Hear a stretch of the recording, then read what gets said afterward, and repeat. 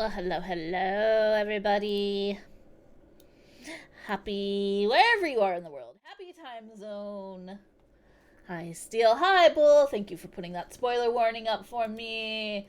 Appreciate it. As always. Anyways, hi, Caboose Aboose. How you doing? Um, I have big hecking concern for all my friends down in SoCal. If anybody, I don't think anybody's watching at the moment, but I've got hecking concern for all of them. If people might not know, but the LA area is currently on fire, and please stay safe if you are over there. Please get out, stay, yeah, the wildfire in Cali. um if you need to evacuate, please get out of there as fast as possible. um just be safe, um get to a safe area if you need. It's just reminder, don't feel like you have to take a bunch of things. Take things that are important for, like, your upkeep, but don't feel like you need to empty your entire house. Stuff can be replaced. Remember that. But you cannot be replaced. There is only one you, and you cannot be replaced. So please make sure to get out safely if you have to. It is very important. I'm just like hell of concerned right now. I used to be part of live in SoCal, not anymore. So it's always worrisome. I've got friends, I got family that are down there. So I'm just like, please be safe, everybody. um, yeah. So that's my big warning for the day. Like I said, please be safe. If you need to evacuate, get out of there, please. Please get somewhere that you will not be affected by the wildfire. Protect yourself and your family. Anyways, it is Wednesday. I went on a 3 mile walk today. Um, I'm a little tired, but I'm really glad that I did. I had to basically run an errand, and it was like a 3 mile walk round trip, and I did it. I'm proud of myself, and yeah, thank you, Autumn Valley.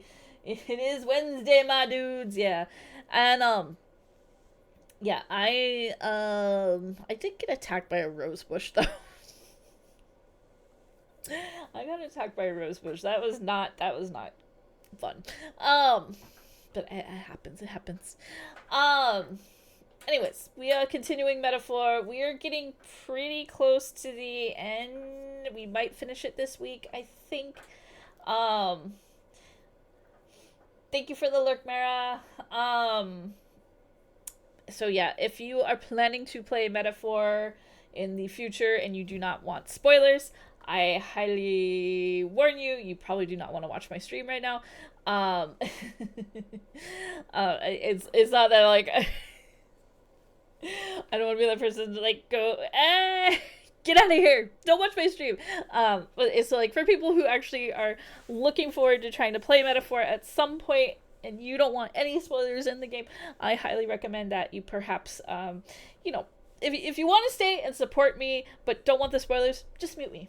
Just mute me and the game. That I won't take offense to that if you just want to just watch the silly, anime lady, But I won't take offense if you need to back out and you just wanted to just come by and say hello. I will not take any offense to that. So yeah. Anyways, because I know Mira is lurking because he wants to play metaphor. Uh, so there's a good reason. Yes, say hello to Kogi. Kogi, by if you have not seen him before, we now have an actual chatbot that I created over the weekend.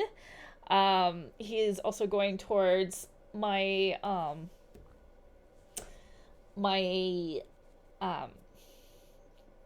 new layout that's coming out, and also, well, I don't have him active yet, but I can bring him out.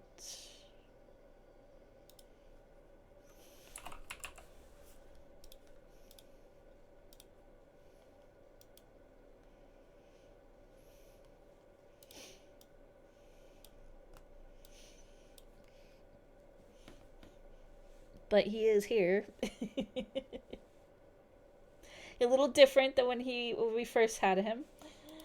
But he is here now. I will have TTS working on him.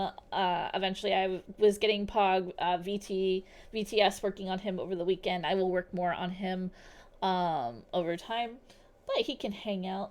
The fluffy lad, yes. I'm also gonna get some. I will get some things working for him, like some redeems. Especially my brother liked the idea of giving him nachos, so that's why we have like nacho jokes in the thing. So yeah, he's just chilling. He's being a little guy right now. He's just being a little guy. But I'll have him hang out for now. But anyways, yeah, we're gonna continue with metaphor today. I don't want to like banter too much right now. Where should we move Kogi to? We can move him over here.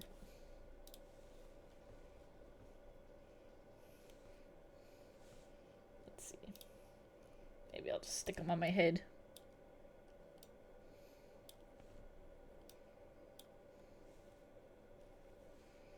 There we go.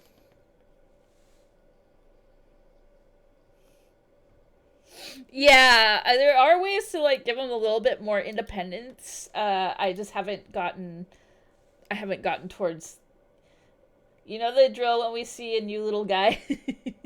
I haven't programmed him too much yet. We're getting towards that.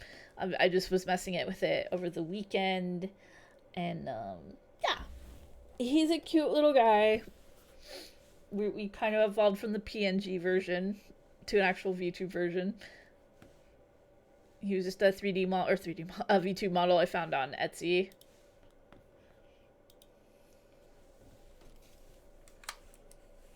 I will put the credits in later, because I'm going to be updating everything.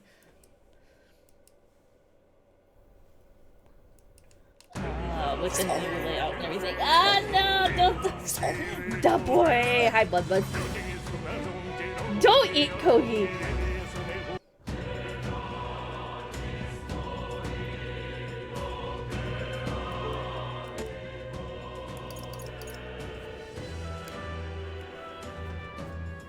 He does, Bun Bun, he does.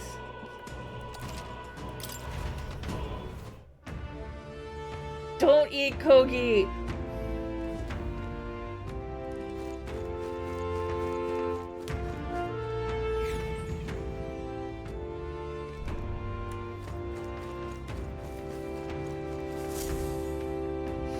No! He's just a little guy.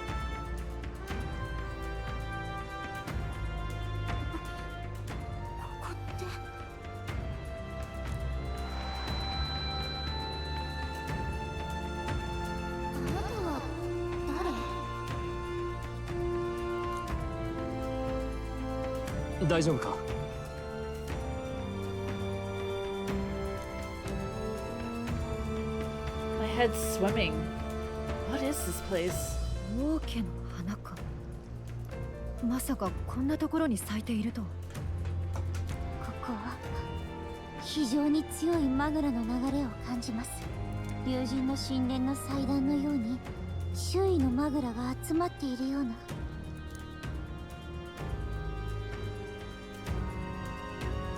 ガリカ、どうかしたのか。さっきからほうけてばかりだが。ごめんなさい。ここで大事なことがあった気がして。とにかく先に行きましょう。や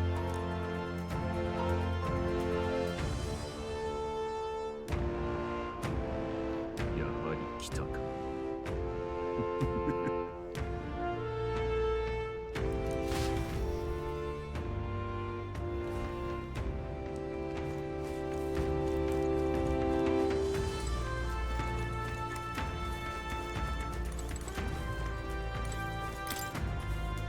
Swath of beautiful white flowers grown in clusters. Before I left home, I never knew that these flowers represented royalty. But what are they doing within the ancient sanctum?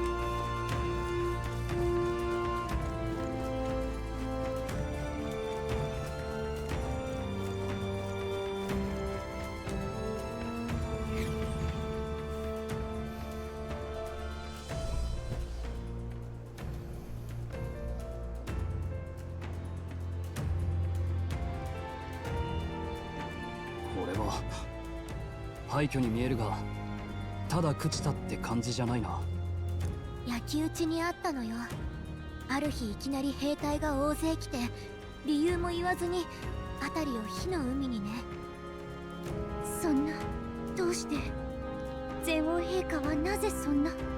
今思うと仕切ったのはフォーデンなのかも。よくわかんない。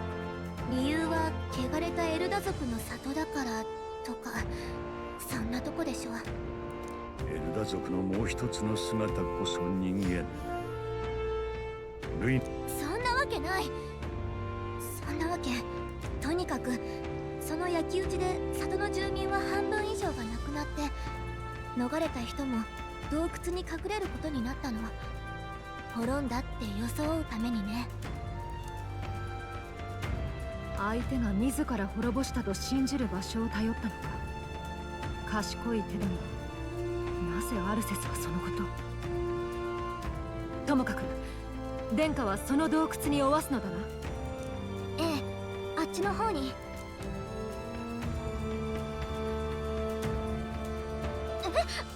あれって。 Somebody looking a little dead there. おそらく背後から一月だ。声を上げる暇もなかったろう。見覚えがある。私が初めて接触した人の相棒だった人。正教の僧兵なんかよりずっと腕利きを。それがこんな。ガリカ、洞窟はこの先で間違いないな。ええ、あっちの森の奥よ。急ぐぞ。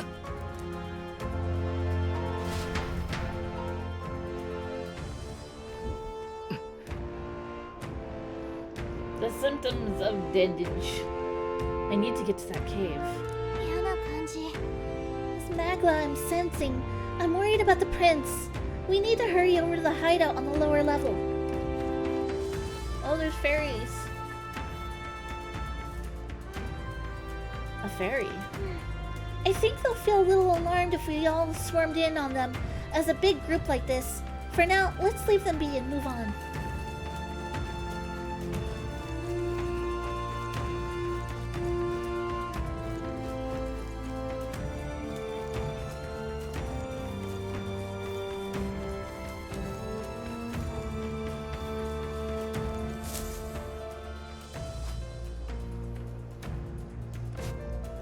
It's a fairly old Yugif man. It seems he's working to lay a body to rest. ラッセル、無事だったのね。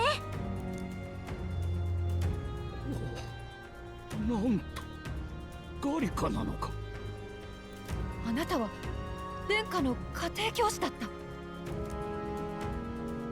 その髪色、もしやこの絵のヒルケンベルク殿。なんと、ではもしや彼女の協力者よ。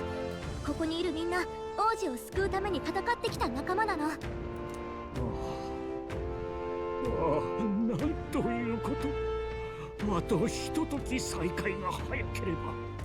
ラッセル、王子殿下は何があった。殿下はご無事なのか。数日前、あの恨めしい呪いの茨がついに消え失せました。どれほど待ちわびたことか。まさに言葉もないほどの喜びだったのですが、本当に突然のことでした。おぞましい姿の者が単身乗り込んできたのです。呪いが解けた殿下はまさに意識が戻ったばかりでございました。なのに狂人から我らをかばってその恩義を。あえなく殿下は心臓を貫かれ亡くなられました。That's a problem. そんな嘘でしょ。賊は魔法にたけ、誰も歯が立たず、組織で生き残ったのはもはや私のみ。襲ってきたのは誰なんだ。素性はわかりません。ですがルイ様のためにと叫んでいました。初めから殿下一人を狙っていたのでしょう。殿下がお倒れになるや薄ら笑いで悠々と去り。Them some ears. 二度も暗殺の魔の手にただ王族に生まれたというだけでルイどこまで非道なんだ。ねえラッセル、今王子は？ひとまず洞窟を進んだ先にある祈りの間にこの奥です。行くわよね。まだ信じられない。そうね、でも確かめなきゃ。そうか、王子殿下を名乗っている少年候補がいると噂に聞いたが、もしや君か。聖女レラの語った通りだな。不届き者ではなく殿下復活の日のため危険を冒してくれたわけか。不思議なものだな。君を見ていると何やら殿下の面影がよぎるような気がしてくる。どうしたの？いや、せんない話では先に祈りの間へ向かっています。落ち着いたらいらしてください。 Before I go to the prince, I think I'll help Russell lay this body to rest.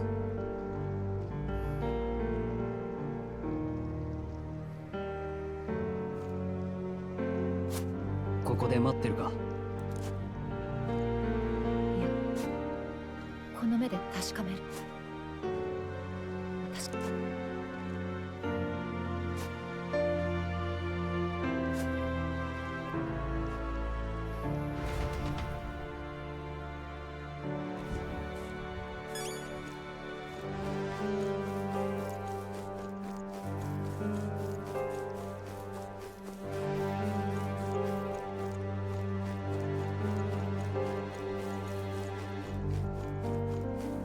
I'm just checking something really quick.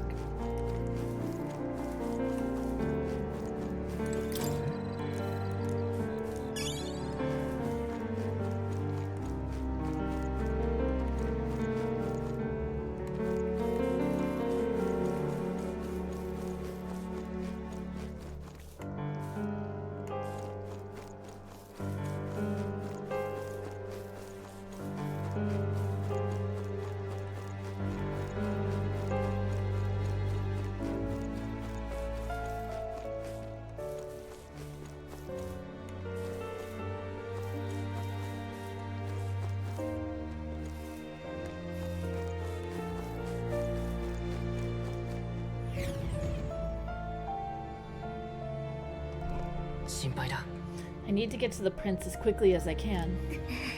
The prince is in the prayer room on the lower level. I don't want to believe it, but we need to see him for ourselves. もうすぐ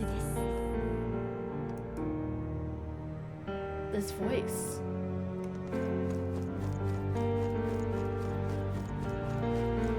待っていました。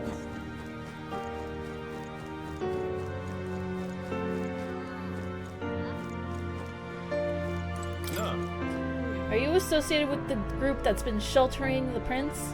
It's all because of them that another calamity has befallen us. Now that I get a closer look at you, are you Elda? I had heard that the prince was the only Elda within the resistance. Hold on, did you really come here from outside the sanctum? What's going on? No, that can't be. Are you truly Elda? 急がなければ。時は満ちました。 These resistance members can keep on sacrificing themselves for all I care. It's not my problem. I guess that came out sounding a little cold. I suppose I can help carry the bodies away. There's too many for that old Yugi to handle on his own. Right past this door is the living quarters. Lady Grode made it strictly clear that it's not to be opened under any circumstances. You heard me. Hurry along now. すべてはこの日のため。まだ間に合います。 The prayer room is located further in. At the moment, it's being used to mourn those who are no longer with us. I pray you don't cause a disturbance. The prince is just ahead. Are you ready?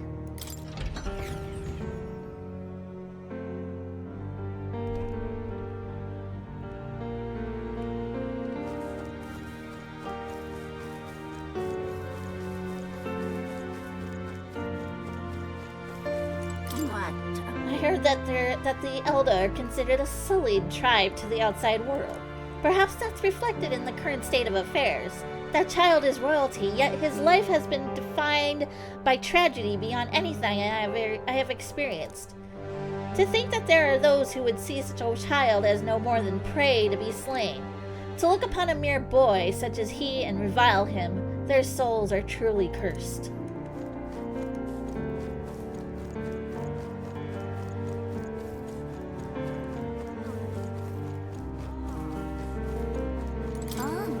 Beyond here lies the altar of secret history, the sanctuary which houses the true story of our people and the world. Kindly refrain from making any loud noises, lest you startle the fairies.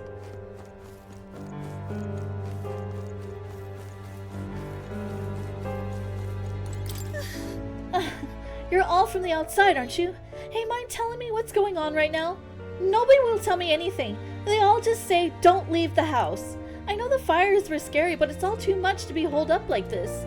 I, for one, have no intention of spending my life running between caves and forests. Beyond this door is the place of organization has been using as a the organization has been using as a hideout. Or should I say, it was beyond this door. Other than the elderly Russell, the rest of them are. Perhaps we brought this on ourselves, but still, it's also dreadful. Can we save here? Okay, we can.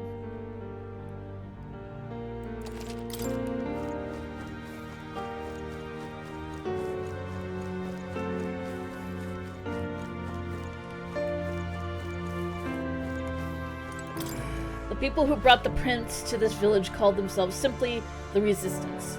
They feared a name would spread word of their existence. Their numbers have gradually dwindled, and after today's tragedy, Russell is all who remains. Hardly a resistance now. Russell, the prince is... Oh, Highness, for you to forfeit your life in order to save ours, it can only mean that we have truly failed you. There can be no atonement, no penance to match the magnitude of our failure.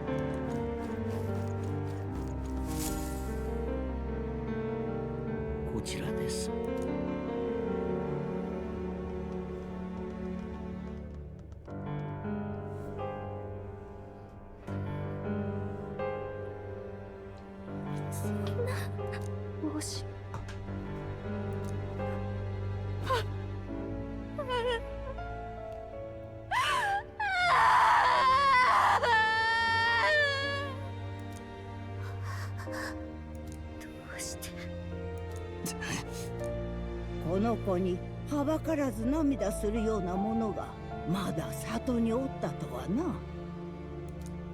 ん？ガリか。そなた戻ったのか。グルデア様、お久しぶりです。この方はこの里の長様、古仙女グルデア様よ。この地まで逃げ延びた天下を我ら組織の者たちごとかくまってくださった恩人です。ここで撃たれたのか。王様の子供だってのに、みなしごでパリパスの俺より早死になんてよ。どんな世の中だ。ことがあったのは奥の寝台の間じゃ。我らでこちらの祭壇へ移っていただいた。言って信じるかわからんが、告げを聞いたのでな。たとえ命を落としても来たるべき日まで姿をとどめるようにと。あの忌まわしい男の落とし種とはいえ、我らが主上のお子でもあるわけじゃからな。忌まわしい男って王様のことか。何も知らんのか、この子の母親のこと。この子は連れてこられたのではない。元より古戦教の生まれ、母君は我らエルダ族の長女王であった方じゃ。I like her floating 花のよう platform. に美しくおおらかな方であったが、焼き討ちからこの子を逃がすさなか命を落とされた。すべてあの男のせいじゃ。ふらりと里を訪れ、理想の話で若き女王陛下をたぶらかし、挙句母も子も守れずに死におった。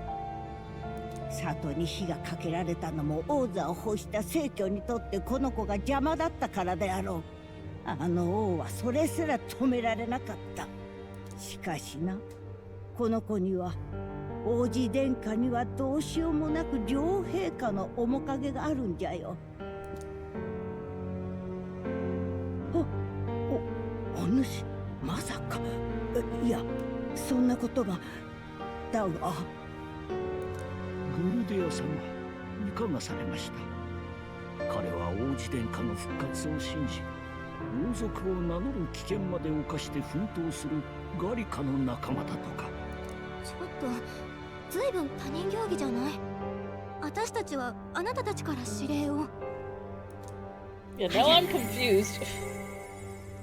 I hear that voice again coming from somewhere. おい、大丈夫か？時は満ちました。ここは旅路の果てにたどり着いたあなたのふるさととも言える場所。さあ、これまでの奇跡を、命の歩み、そのすべてを思い出すのです。We're gonna have a new persona awakening. あなたが試練を越え、旅から戻るのを待っていました。いいですか？彼の命はまだ尽きていない。どういうことだ？始まりは国家を乗っ取ろうとする輩に命を脅かされたあの日。彼が消え去る前に聞かせてあげなさい。旅の中で何を見て何を得てきたのか。I look now to the past. I see the roads I traveled on this journey. あなたはガリカと共にルイの暗殺を図るも遂げられず、そして神王を決める争いに加わることにした。王子を救うために。無謀な計画でしたが、多くの人の支えで人々の信託を得ると覚悟を決め、自分が王子であると宣言した。勝利のために。幾多の困難を乗り越え、ついには王子の呪いを解いたものの、あと一歩で謀略にかかり、王子はもう。この世にはいない。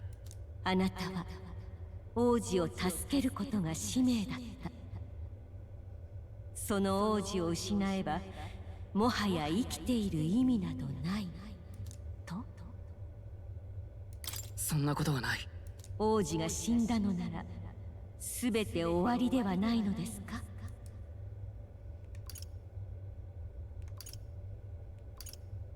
その意志は生きている。あくまでも諦めぬというのですね。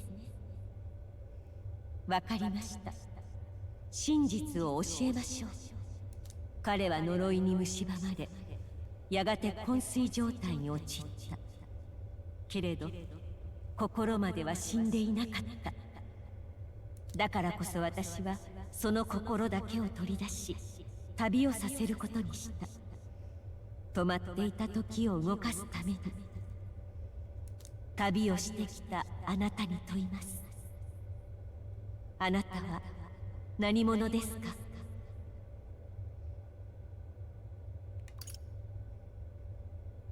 王子の友人だ。本当にそうなのですか？よく思い出してみてください。例えば両親は？幼い頃の記憶は？どこでどう過ごしていたか覚えていますか？記憶があるのは王子の友となった後のことだけ。なぜだと思いますか？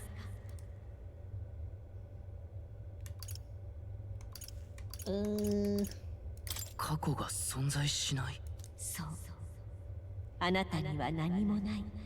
なぜならあなたは私が生み出した存在だから。あの日組織から密命を受けたのはガリカ一人。その時あなたはまだ存在すらしていなかった。あなたにあるのは、いえ、与えたのは王子を救う使命のための記憶だけ。幼い日の王子との語らいだけ鮮明に覚えているのも、それ以外全く覚えていないのもあなた自分には何もない。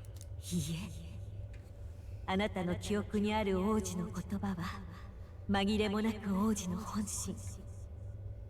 そしてあなたが旅で得てきた思い出、積み重ねてきた友情、信頼、あらゆる経験は今日のためにあったのです。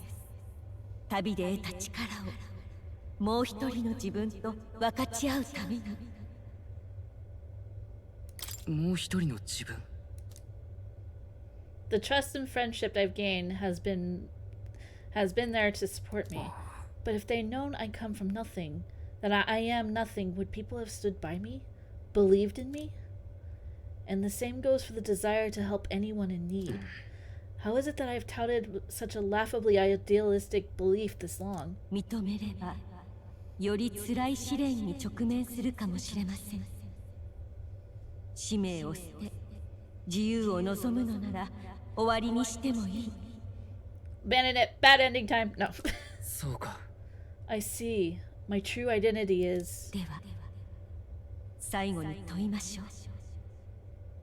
あなたは一体何者？自分は He is the prince. He's been the prince the entire time. Always chaos route. 共鳴している。これはまさかなんという。おい、何なんだ。何が起ころうとしている？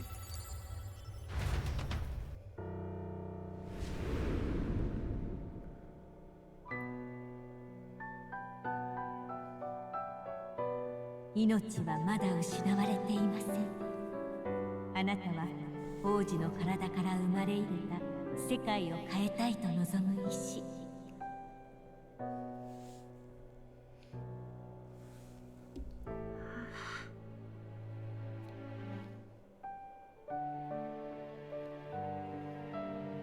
王子に代わって世界を旅し、心を支えてきた。まさに彼にとっての幻想。それがあなた。王子がなりたい理想の姿そのものだった。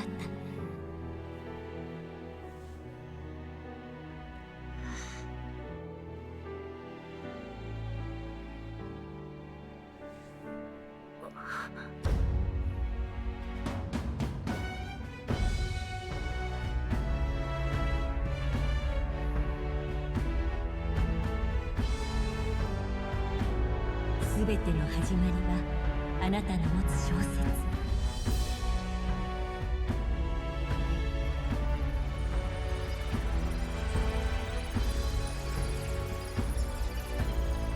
本の姿の仁義をより知るにマグラが集まり、肉体が形作られ、あなたは体を得た。私と同じエルダの姿に。Does that make you the princess archetype? I hope so.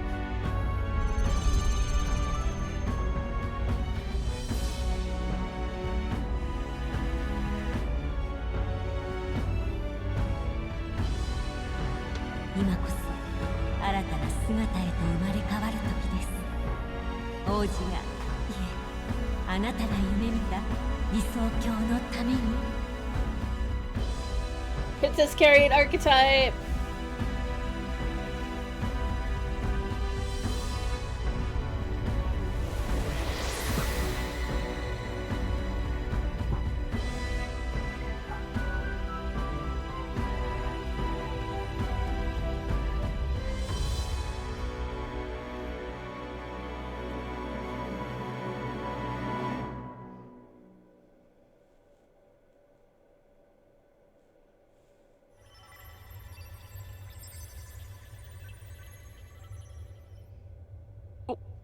おい、これって。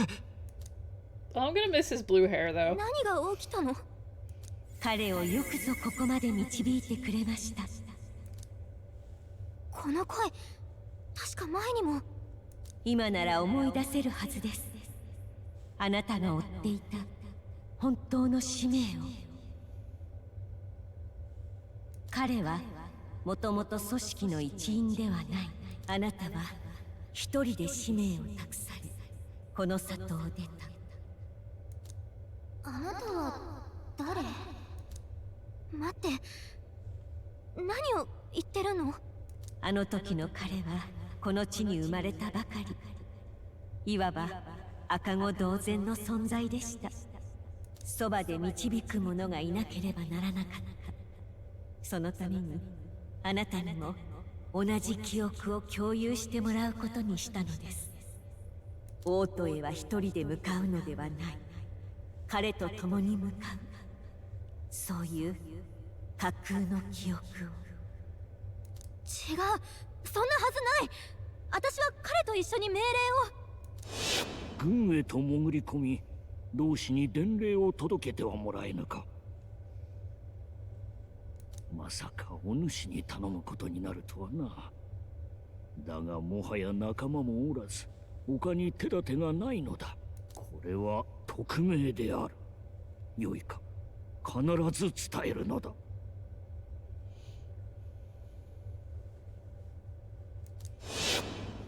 Basically, he was like a construct of the prince's imagination, which makes him he's been the prince all along. 彼を本当の意味で救うため、祝願叶うこの時へと導くためのやむない選択でした。あなたと共に旅をする中で、彼は力と見識を身につけていった。私のこの声が彼に届いたのもあなたのおかげです。彼を救う旅はここで終わり、見事に使命を果たしてくれました。ちょっと待って、旅は終わりって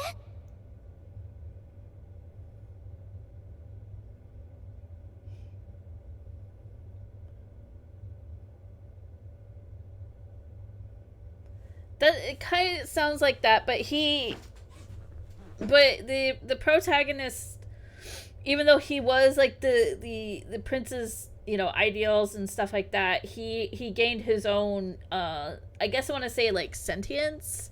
He made his own friends, he pushed his own ideas and stuff. I will attempt to be flabbergasted that the MC was secretly the most important person in the kingdom. I know. ここから先はあなたたち次第。選び取りし命運に幸多からんことを。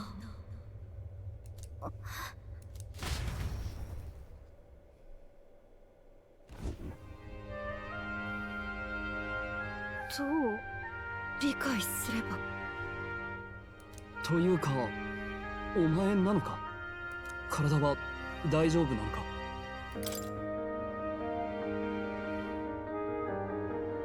問題なさそうだ。彼が彼であることに間違いはないようです。ですが、彼の中には He is the 王子 kingdom 殿下 of の woe. 気配も。みんな、ちょっと聞いてくれる？実は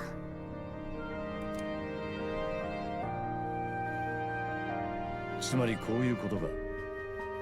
隊長殿と殿下が一つになったのではなく、そもそもが王子殿下から分かれた存在だったと。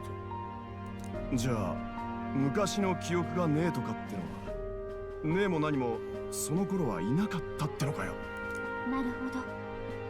出会った時から感じていた不思議な感覚の正体があなたを形作っていたのは、いわばこうありたいという王子の意志そのもの。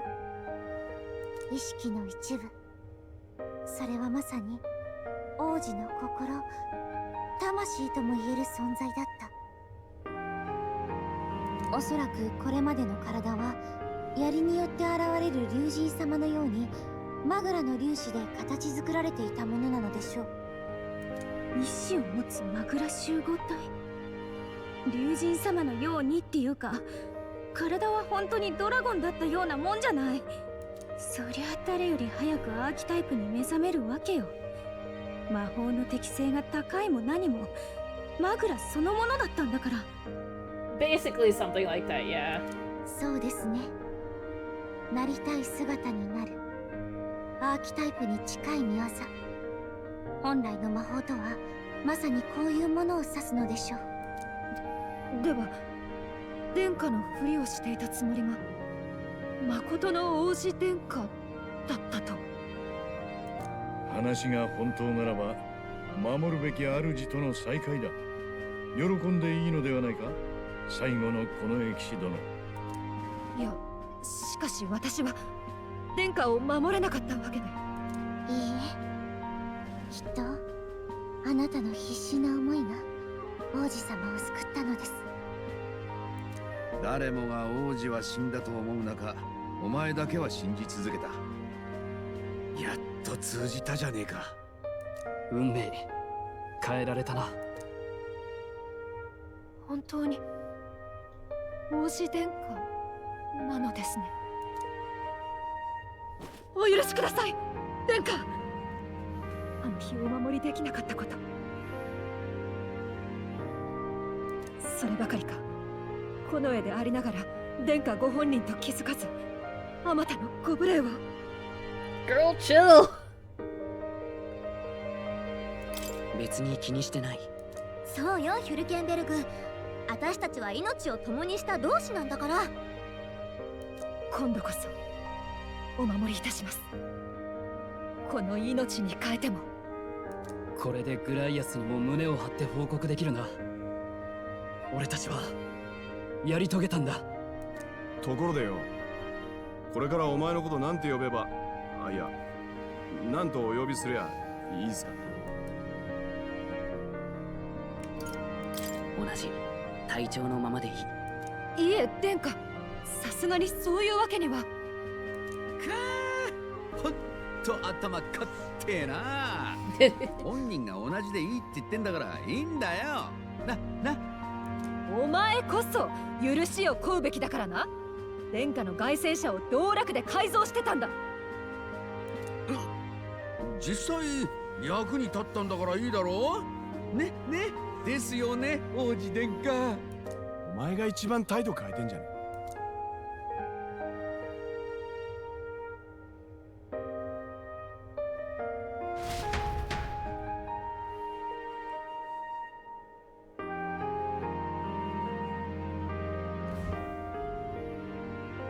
全く信じられん。意識すら何年と戻らなかった子が救われようとは。それもこのような形で。長年の呪いの果てについにまぶたも開けぬようになり、もはや生きているとも言い難い様であったが、旅に出ていたのじゃな。あの子の願望。もしも己が世界の真実を足で見て回れる旅人であったならという幻想が我知らず魔法で叶っていた。我らエルダの良き血を引き、 Well, I think it still did, you この know. 魔法の英知に触れて過ごした子じゃ。ありえぬとは言えぬ。幻想がただの幻想を超え、己を救う存在として自ら動いた。それが体の元へと戻り、互いを補って新たな自分になれた。要は他でもない自分自身を取り戻す旅だったわけか。王家の凱旋者についてる特別な魔導器が使えたわけだぜ。王子本人なんだからな。理屈は飲み込めたが奇跡としか言いようがないな。運命に導かれたとしか。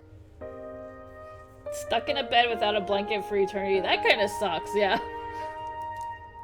そうだ、声が聞こえたのよ。彼を導きなさいって。声がしたって誰の？旅の前のことをあんたが思い出せないなら、私たちが会ったのって多分前の体が実体化してすぐってことだよね。私はあんたなんか知りもしなかったはず。でもなぜか昔からずっと一緒にいたと思い込んだ。王子を救うって伝令も一緒に受けた気になってた。導くような不思議な声を聞いた時から。声？そういえばグルデアさんも告げとかって。待ってよ、例え話じゃなくて本当に誰かに導かれたっていうの？そう。誰なのかはわかんないけど。声。あれ、待って。そういえば私もなんか。ねえ、声の主って誰だろう？心当たりない？なんとなく。でも思い出せない。そういえばこの場所、この差し込む光、見覚えがある。私もだ。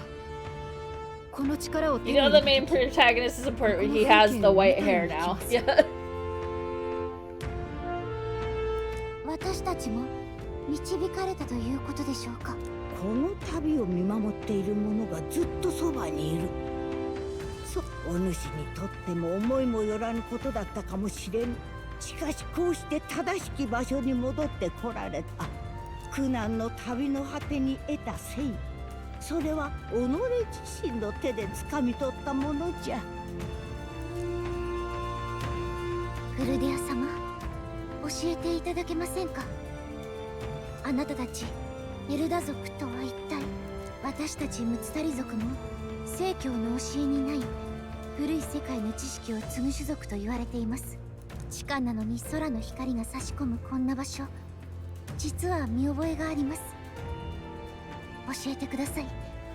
エルダ族とはどういう存在なのですか？それには我らの歴史の話をせねばな。扉の奥にある祭壇のままで来るがよい。待っておるぞ。Oh, his eyes were both blue and yellow because he had that heterochromia thing going on. And then once he merged with the prince, now his eyes are just that icy blue color.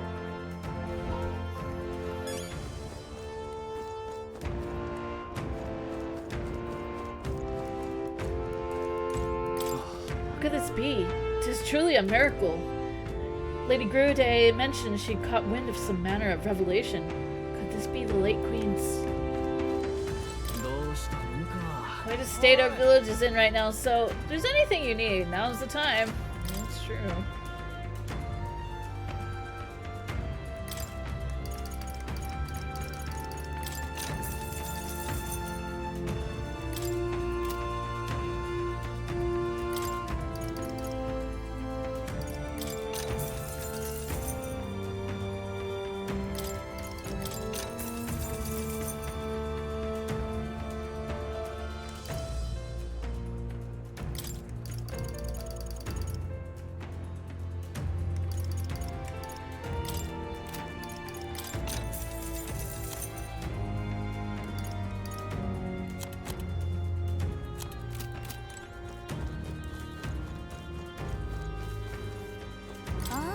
Beyond here lies the altar of secret history, the sanctuary which houses the true story of our people and world.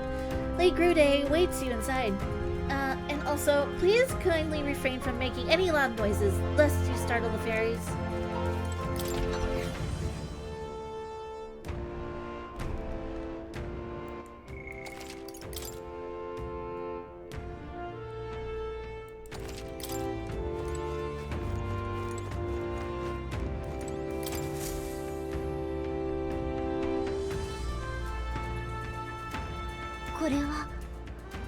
Elda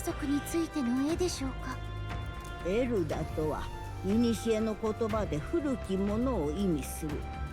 遠い昔、里を初めて訪れた外の者に祖先が名乗った仮の名。I like that they kind of have like the Renaissance type art behind them. 元来の名はお主らもよう知っておる。人間じゃ。人間族。人間族とは正しくは呼ばん。かつて世界には種族などなかったからじゃ。皆が等しく人間であった。種族が一つだけの世界。でも待って、ビルガ島で遺跡を見たわ。戦争じゃよ。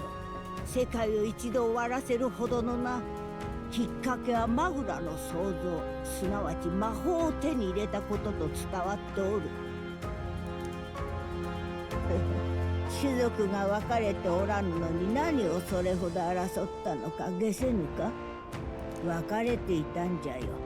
正しさという見えぬものをめぐってな。見えぬものを皆が夜間として全てを焼き尽くす羽目になった。正しさの母は恐れじゃ。やがて世界は恐怖で満たされ、滅亡戦争に発展し、映画の時代は旧世界となり果てた。今種族と呼ばれている者は戦争に勝つため人為的に、あるいは焼け野原を生き抜くため自然に分かたれた姿なのじゃ。Humanity was torn apart by fear and anxiety, giving rise to the tribes as we know them. 信じられん。世の中には不毛ないがみ合いに苦しんで、種族なんかなければいいのにと思ってるやつも大勢いる。なのに真実は、かつて実際にそうだった世界が決裂してこうなったっていうのか。本来ならば悠久の時がかかるはずの種の変化、それがマグラの作用でわずか数百年で起きた。もう分かったであろう。そうじゃ。我らエルダ族とは旧世界人の生き残り、戦火を逃れ種族の文化を経なかった末裔よ。That means the prince. That is to say, I am a scion of both the old world and the new. 何もかも驚くばかりだが。でも待ってくれ。それならなぜあんな怪物の名が人間なんだ。戦争の末期は戦いのための魔法が互いの恐怖で次々と暴走し、もはや破壊にとどまらぬ、まさにこの世の地獄であったという。マグラの暴走が生き物をどう変えてしまうか、お主らも嫌というほど見たじゃろう。そう、人間とはまさに人間が強化して生まれた怪物。滅亡戦争の過ちが生み出した人間のおぞましき慣れの果てじゃ。生態は様々で動物のようにつがって増えるものもおれば、何百年も死なずに生きるものもおるらしい。全貌は我らもわからん。じゃが今の8つの種族が地に根付いた時、人々から人間の名で呼ばれていたのはもはや我らではなく、はびこる怪物の方だった。Hi, Autumn Valley. Thank you. 故に我らは仮の名をエルダを名乗り、今に至る。魔法を扱い損ねて滅んだ旧世界。待って、じゃあもしかして正教が歴史を偽ってまで魔導機を広めてるのは。お主ら魔導機をどう思っておる？正教が広めた偽りの手枷、魔法本来の多様さを人から奪ってしまう道具といったところか。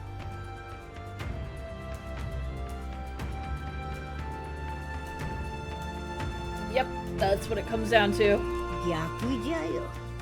魔導機とはもともと魔法を縛るために生まれた道具。暴走を防ぎ、滅びを繰り返さぬための自戒の首輪なのじゃ。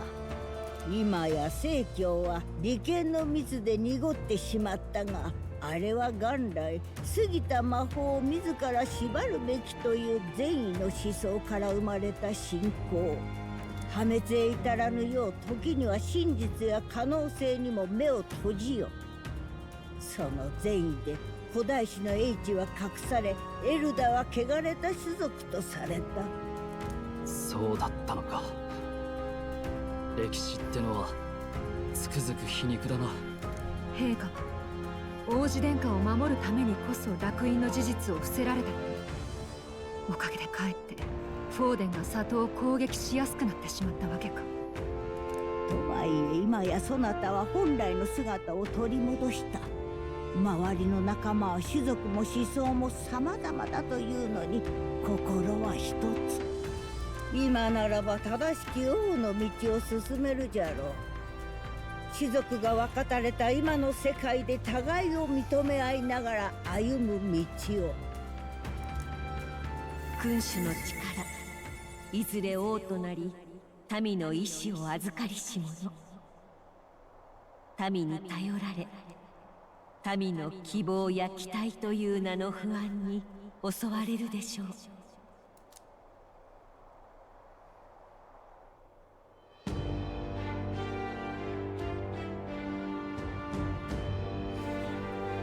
Sorry, I'm just 本来不安とは zoning off into the velvet room again. 消そうと躍起になるものでもない。ただ存在を認めればいい。己の弱さと共に進めば歪まぬ結果につながるはず。There is weakness in people. I'm sure there are many who would say that helping anyone in need is nothing but a fantasy. だが But realistic or not, I refuse to accept Lewis's methods as the alternative. The weak and those who dissent don't deserve to die out as though that's the natural order.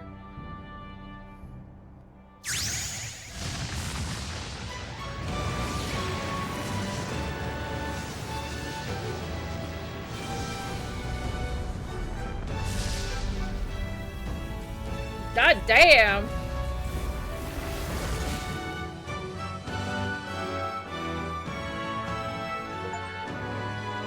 My determination to challenge the unknown has awakened the heroic embodiment of the prince.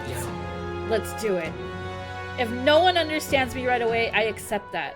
There will still be meaning in showing them my convictions in the fight to come. That is my mission. よし、決めた。私、これからもあんたを支え続ける。Yeah, I'm wondering too. どうした急に。ここに入る前にね、導きの声に言われたの。私の役目は終わりだって。でもここまで来て、はいさよならはないでしょ。だからルイとの戦いについてく。怖いけどね。お前でも不安を感じるんだ。私ね、この旅で覚えた。不安は人を惑わすけど、しっかり向き合えば強くなれる。知らないことって不安だよね。よくわからないものを恐れる気持ちはわかる。だから人と不安を正しくつなぎ直すのが私の役割なのかもしれないって。いい？これからは私自身の意志であんたについてくから。今後ともよろしく。そっちこそ私から離れないようにね。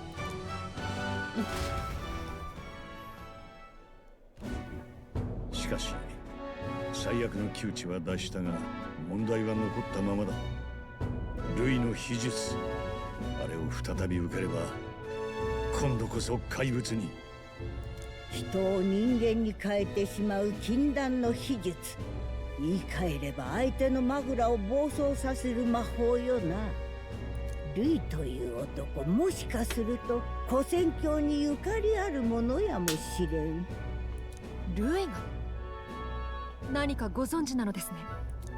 何を知りたい？ What is this forbidden spell? 禁断の秘術とは何ですか？魔法の真髄はマグラを御すること。じゃが制御できるならばわざと暴走させることもできるということ。ルイはそれをやったのじゃ。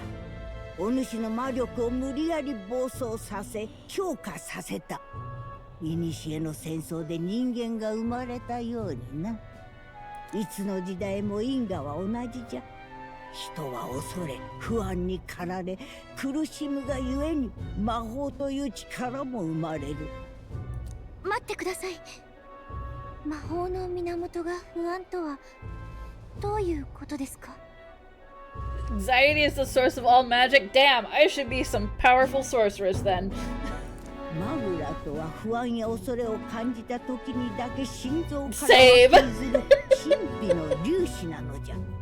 それを燃やして力に変える技こそが魔法。誰しも心に不安が生じればこそ乗り越えようとして力が湧く。そんな当たり前こそが魔法。不安は消せぬ。あってよいのじゃ。You should be able to throw fucking meteors from the sky if that's the case. しかし言い換えればより強い不安や恐れを抱く者からはより多くのマグラが生まれる。 Me too, buddy, me そ too. の時向き合えるだけの意志がなければ、持て余されたマグラは魔法に消化されず予期せぬ現象を生むこともある。世に混沌が広がる今、そうした小さな暴走はもしかすると王国中で起きているやもしれん。まさかそれが強化結晶やおかしくなった動物たち。国の乱れから来る大勢の人々の不安が積み重なって。待ってくれ。ルイの秘術の正体がそういう暴走を起こさせる魔法なら誰でも狙えるんじゃないか。奴はこいつがエルダ族だから怪物になったと言っていたが、あれは方便で本当は。そうじゃな。元をたどれば全ての民が人間の末裔。ルイがその気になれば誰でも人間にできるじゃろう。しかし逆に言えば、恐れと向き合える強い心さえあらば立ち向かえぬものでもない。何を知りたい？ Tell me about Lewis. ルイはなぜあやつの言動を聞き及ぶたび、うすうす感じておった。ルイは里の出身者かもしれん。そもそもあやつの人間に関する知識、魔法の技巧、おまけに秘術、ただの軍人では説明がつかん。実はな、焼き討ちで失われた旧家の中にカラドリウスという一族がおった。医者の一門であったらしい。人々の病と向き合うため九段の秘術と似た分野のことを調べていたようじゃ。Thank you, Bull.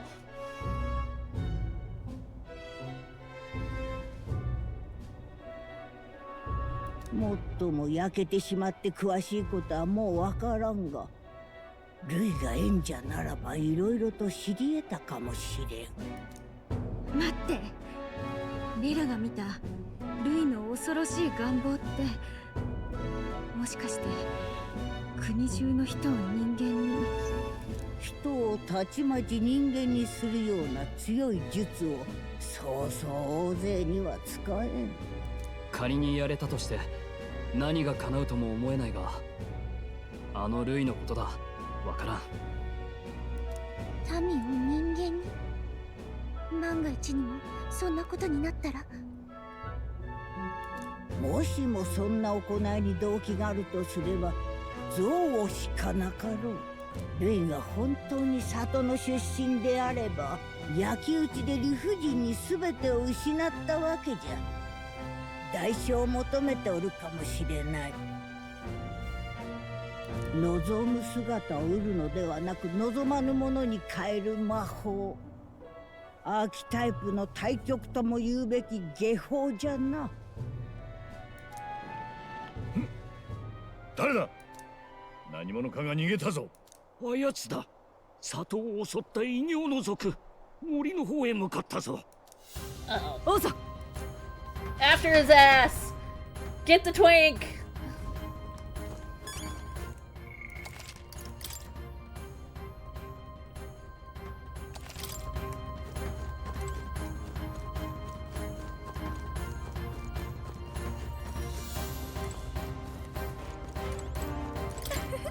By their very nature, fairies are magical beings who can recalibrate the density of their magla particles at will.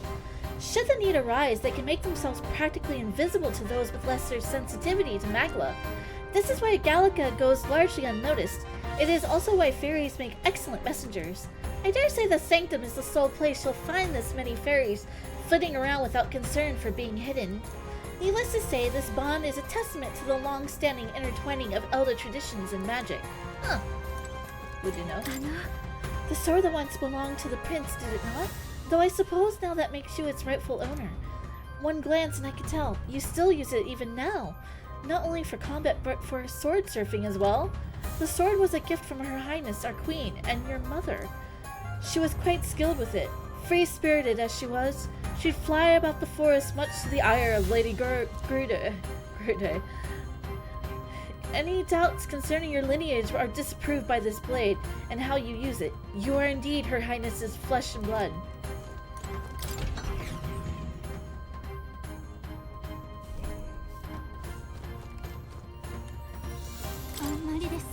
The assassin came running out of that door. Who could have assumed that he was still hiding within the sanctum?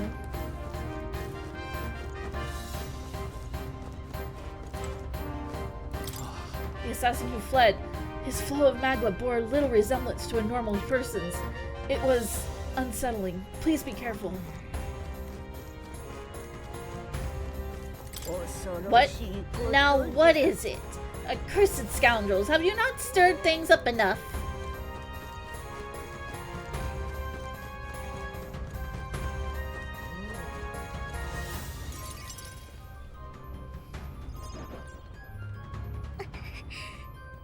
Russell, is everyone safe? We are. We've had no casualties, however. We were swept aside like pebbles, unworthy of even a glance. I could do nothing but watch. I was powerless against him. Yeah. There was little else that could have been done. Responsible as they were for the downfall of the Resistance, any move we might have made would have resulted in needless sacrifices. I believe the intruder sensed the power of the Prince's awakening and came to investigate. I don't know why he would have run away, but surely he has a plan. Tread carefully, please.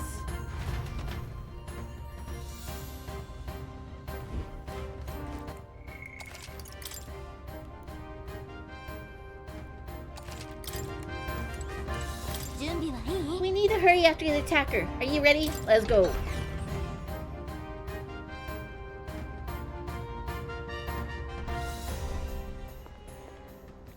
Get his ass! お前はゾルバ。ここを襲ったのは貴様か。ああ、王子を殺したのもな。だが妙に手応えがなくてな。この場に残り、しばらく様子を見ていた。どうやら予想通り、お前は何者だ。要は本物の王子だったということ。ルイの真の企みを分かってるのか。奴が王になればこの国の全員が破滅するんだぞ。それがルイ様の望みなら私が叶えるまで。もしもここまで行けば立派なもんね。何も考えないでついていく方が安心できるんだ。本当は自分がどうしたいかなんて忘れちまったんだ。ならば貴様に何ができる。国を背負う覚悟などないくせに。ルイ様こそ救うべき者を救う真の王だ。器も力もない偽物は消え去れ。偽物ではない。殿下、ようやく始まりの地に立ったのだ。旅路の果て、いくつもの苦難を乗り越えたからこそ、民の痛みが、民の苦しみがわかる本物の光景となられた。偽物だろうが本物だろうが、死体となれば同じこと。Bro, you need some Visine for that third eye, of course. 死にかけの王子など、冥府に送り返してくれる。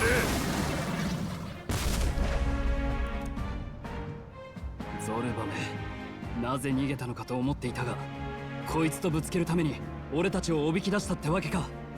油断しないで。強大な魔力で相当強化されてるみたい。前の俺たちとは違うんだ。見せてやるさ、俺たちの力を。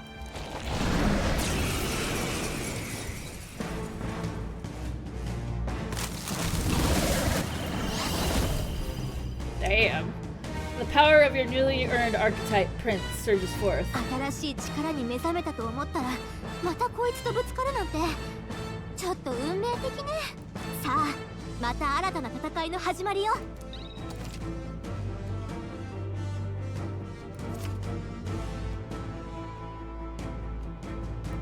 さあ、すぐに倒してゾルバを追い詰めましょう。タッチキル。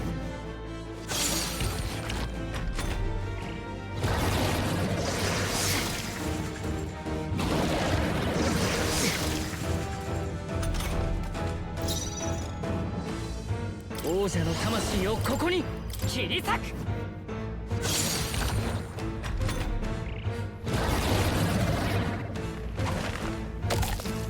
Gonna go chomp on the apples. が回復。このリンゴどうする？あのリンゴ、私に任せてみない？ Yes. わかった。任せて。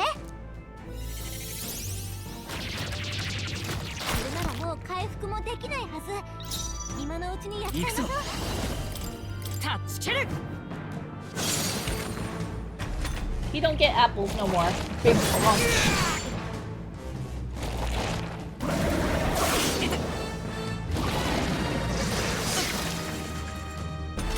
He's a bit angry.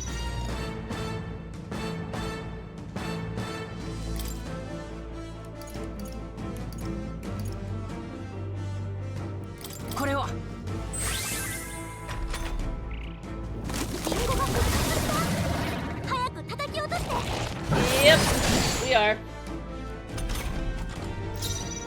Alright,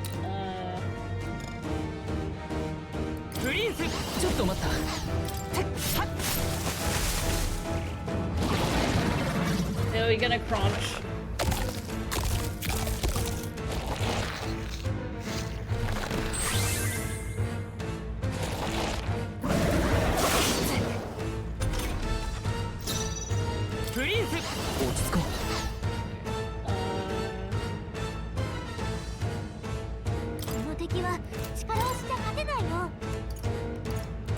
If I could have Gallagher. 加減はしない。切り裂く。よし、どうだ。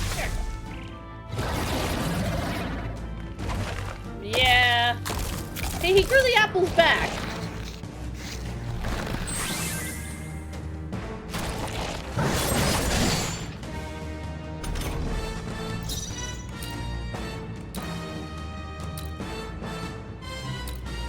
Can I knock his legs down? 強い。 Got your legs. 早く叩き落として。あのリンゴ、私に任せてみない？ Thank you. わかった。それならもう回復もできないはず。今のうちにやっちゃいましょう。加減はしない。 Going for the legs. このまま押し切る。 足が元に戻った。 Oh. せっかく壊したのに。 So much for that idea. 王者の魂をここに。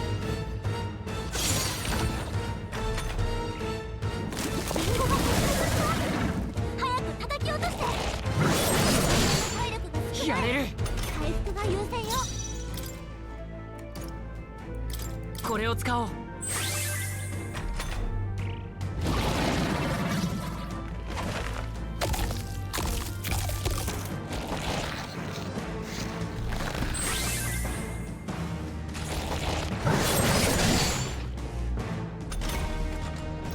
加減はしない。はあ。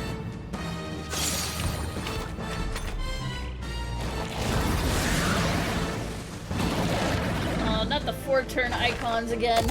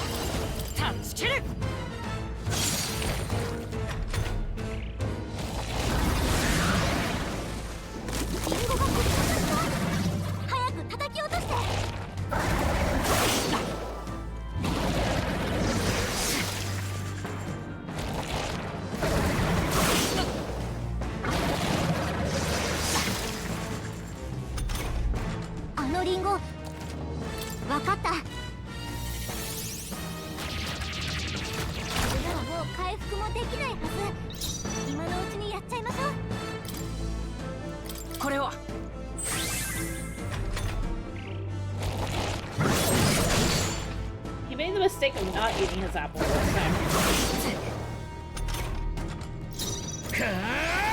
切り裂く。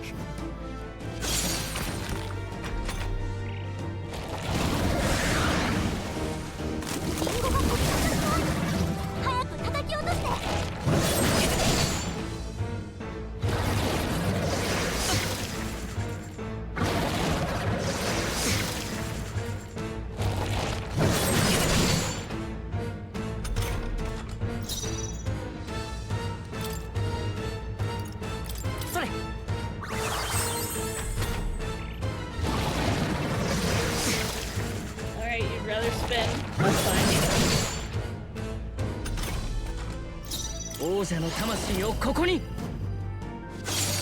まだ耐える。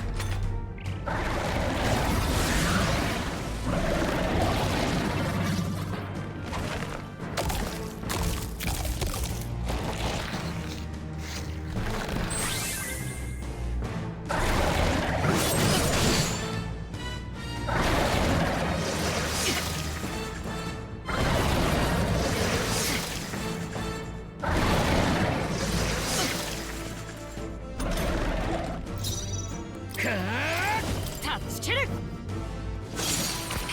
強い。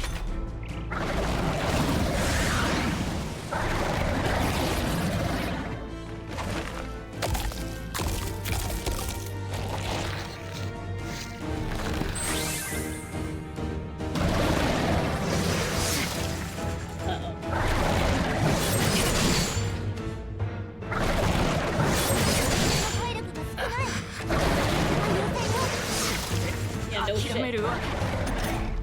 あのリンゴ、私。Yeah, that would have been great earlier. それならもう回復もできないはず。今のうちにやっちゃいましょう。これを。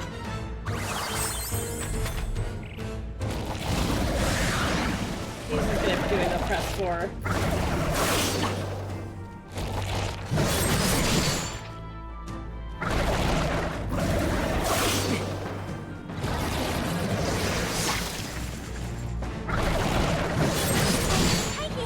やるじゃない隊長。恥ずかしくない戦いをする。使うよ。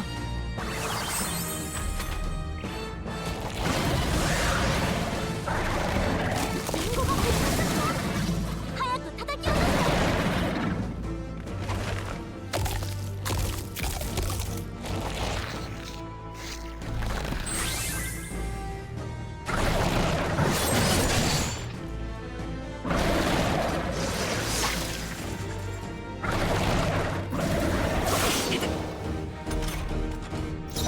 この力で切り裂く。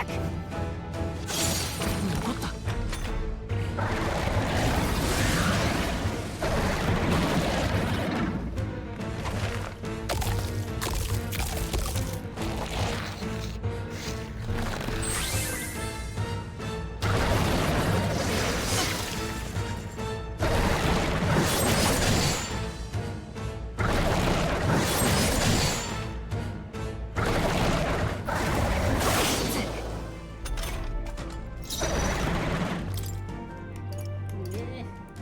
これを使おう。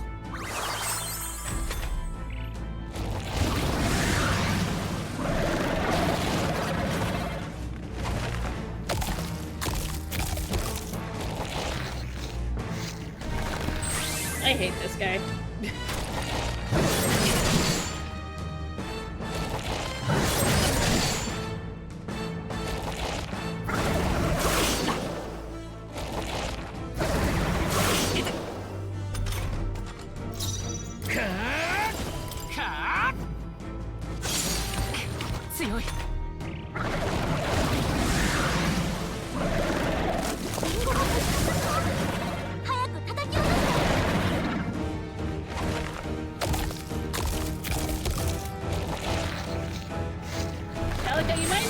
Those apples off of him. That would be great.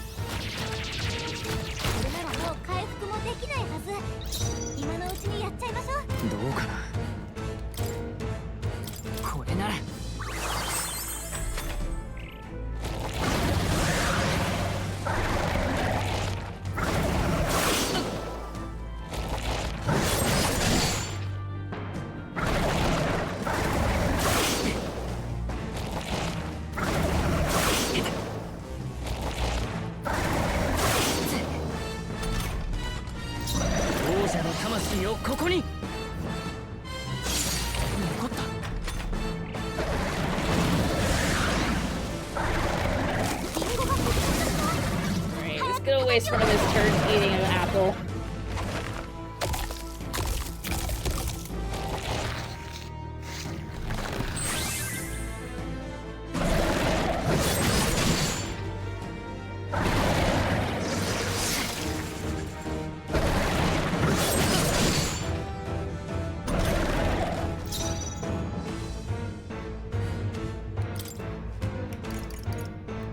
それ。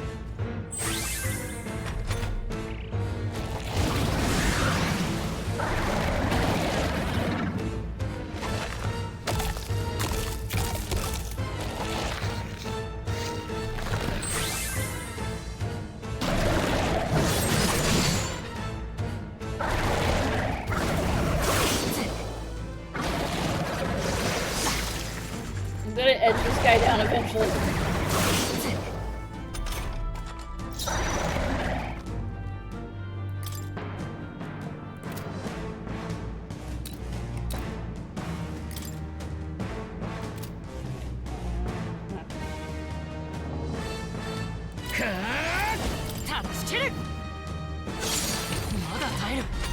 Hoping I can get one hit on him.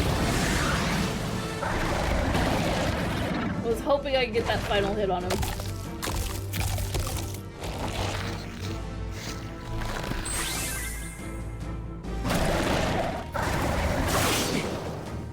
Yeah, it seems really repetitive. It's like once his health gets... Shit.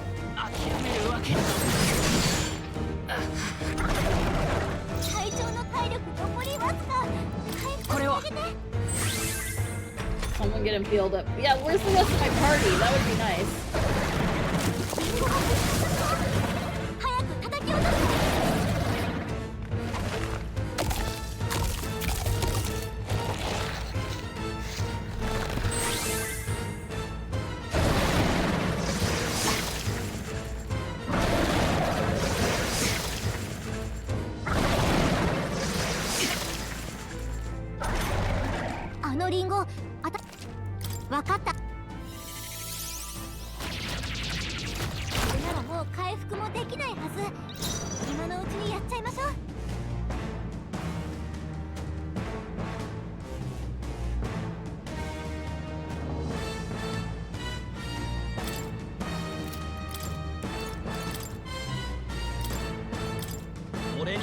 Wait, how did my party get disbanded? That's what... Oh my god, so for some reason I didn't have a party?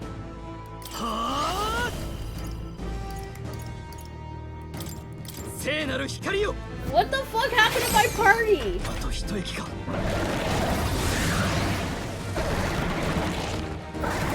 do you want to bet I was supposed to have a party with Lewis against Lewis as well?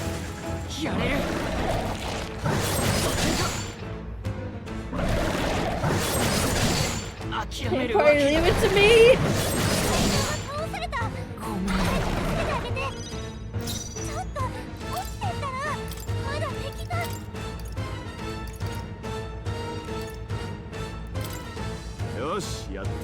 Apparently I did choose hard mode and I didn't notice.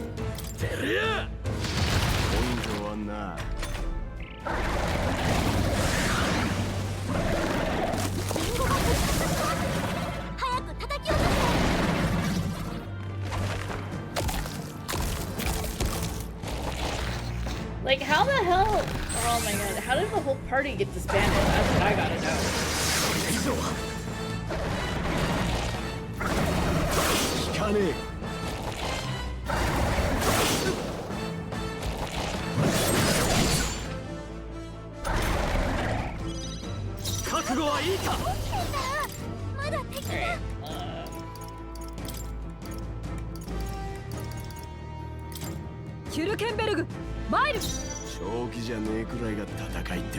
Could have, but I don't know. I don't know.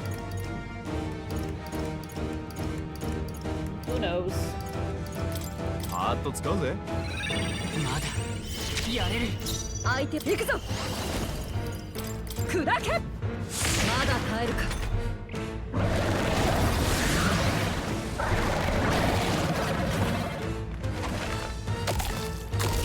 Yeah.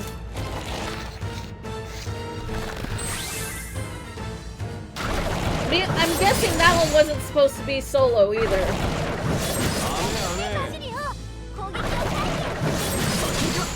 I have a feeling that one wasn't meant to be solo either.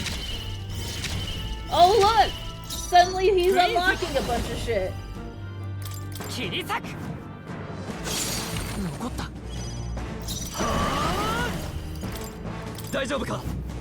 ありがとう。すまね感謝する。楽しくなってきたぜ。やろう。潰れろ。や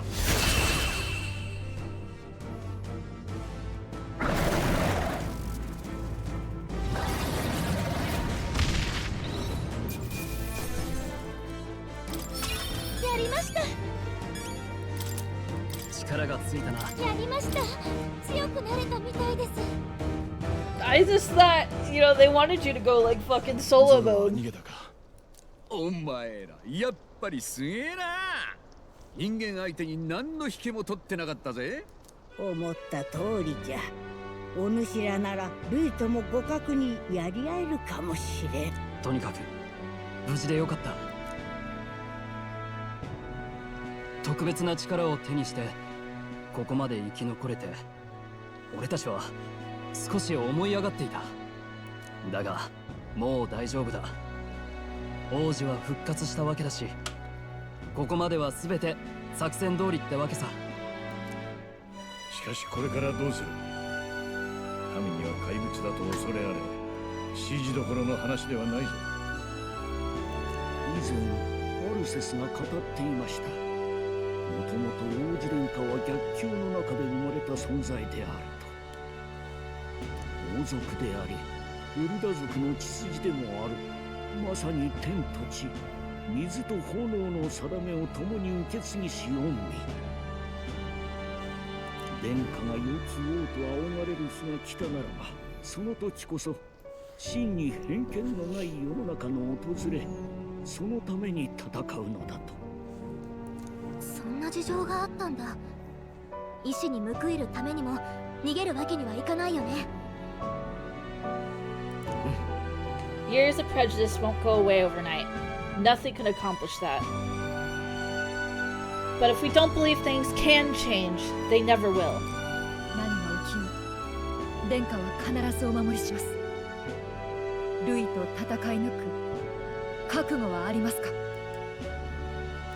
当たり前だ。はい。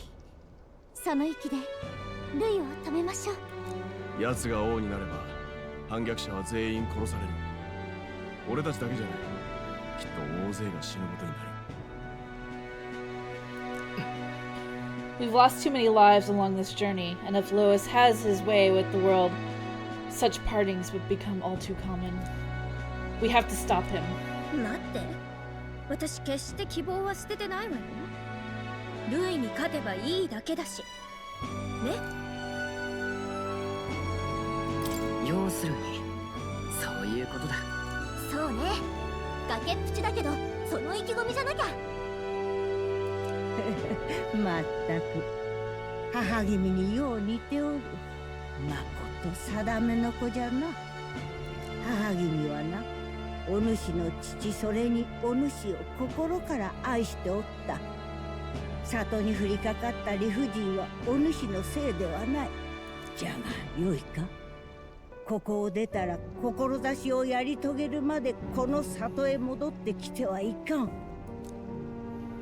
の老いぼれをたびたび頼るようでは、お主の先に待ち受ける険しい定めを到底乗り越えられん。世界の命運はお主らにかかっておる。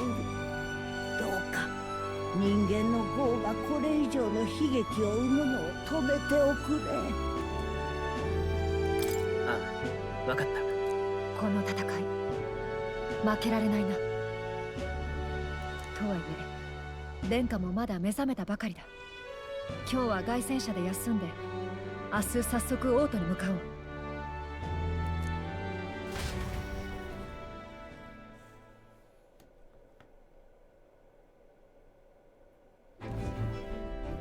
なんか不思議な感じね。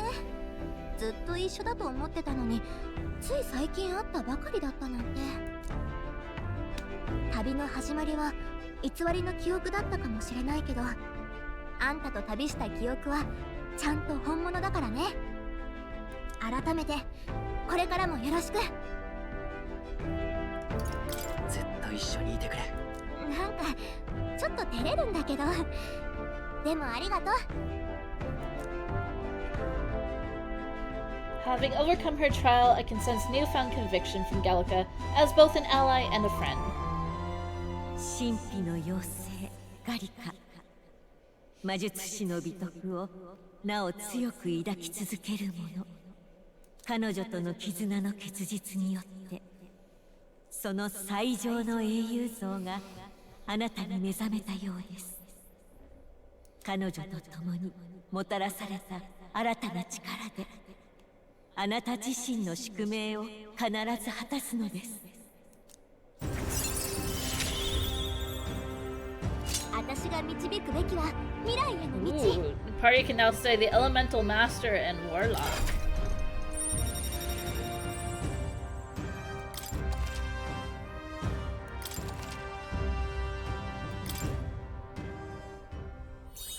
辛い時はこの魔法を思い出して。あんたにぴったりな音楽が頭に流れてくるはずだから。 This is the magic of music that Gallica cast for me once.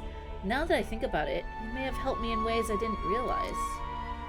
そういえば長老から小説について聞いたんだけど、これってあんたが幼い頃両親から送られた本なんだって。あんたの両親がどんな願いを託してこの本を送ったのか、それは自分自身で読み解いていくしかないわね。 The book is the legacy of my parents, the late King Ukrania and the Queen of the Elden Sanctum. Perhaps the utopia depicted in this book wasn't a mere fantasy, but ideas of the old world passed down in the Sanctum. 今日読むのは最後の章、理想郷の支配者についてか。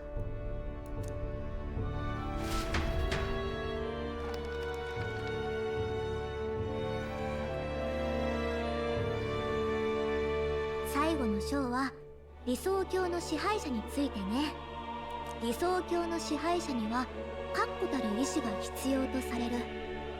世界を正しい姿に保つにはあらゆる困難が存在するのだ。だが理想さえ示せばそれについてくる支援者が必ずや現れるだろう。理想郷は支配者一人で作り出せるものではなく、国民全員で形作っていくものなのだから。なんか最後の方は願望みたい。あれ？この章まだ続きがある。だが理想郷もいつかはほころびが出て正しさによる争いが始まってしまうのかもしれない。真の理想郷とは、真の王とは、その答えを未だ見出せた者はいない。 Then true utopia has never been achieved. The so-called utopia depicted within the novel was based on the old world, but it fell into ruin and was destroyed by war. So if this book traces the trajectory of the old world, are these truly the ideals we're striving for? It seems rather the opposite. この本の作者も悩んでたみたい。あんたが王になってもきっといろんな困難が待ち受けるんでしょうね。グルデア様言ってたよね。前王も里に初めて来た頃は理想に燃えてる人だったって。けど現実の壁に打ちひしがれて息子まで亡くして、晩年は正教の横暴をほとんど止めもしないような無気力さだった。それを思うと言い分は過激でも絶対折れない類に惹かれちゃう人がいるのも正直わからなくはない。けど私たちだって絶対に負けたくない。これまで信じてくれたみんなのためにも。Even if I were to win the throne, there's no guarantee my idealistic vision could ever become a reality. And yet, what choice is there but to believe in them and fight on? The alternative is to accept that nothing will change. あんたはこの世界を変えたいという願いを他ならぬ自分自身から託されてたもんね。なら私はそれを手伝うだけ。だってそれが私の使命。After discussing the novel and our ideals with Gallica, I closed my eyes.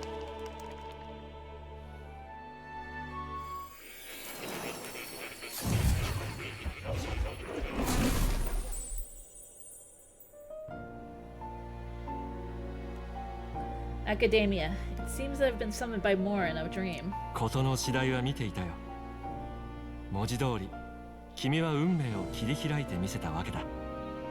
今回君が新たに得たアーキタイプは、僕の知る限り古の時代にも実際に使われた記録がない。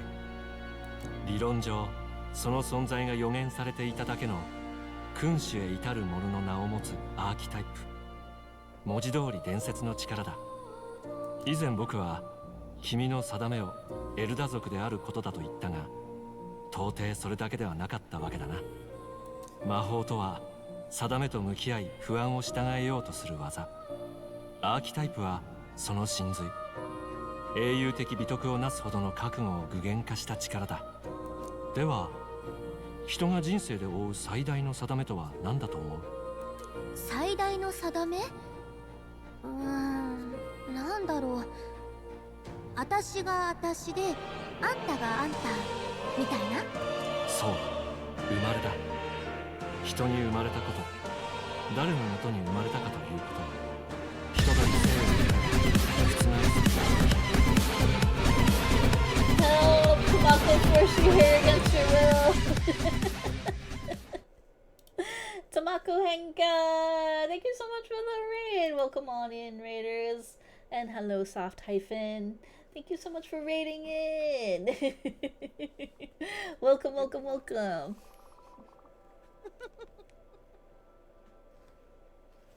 What were you doing? Oh, we were playing Okami. Nice! Well, thank you, Bull, for coming in with the raid. Don't think about it. I loved you as much as I could. Goodbye, my friend. See you there.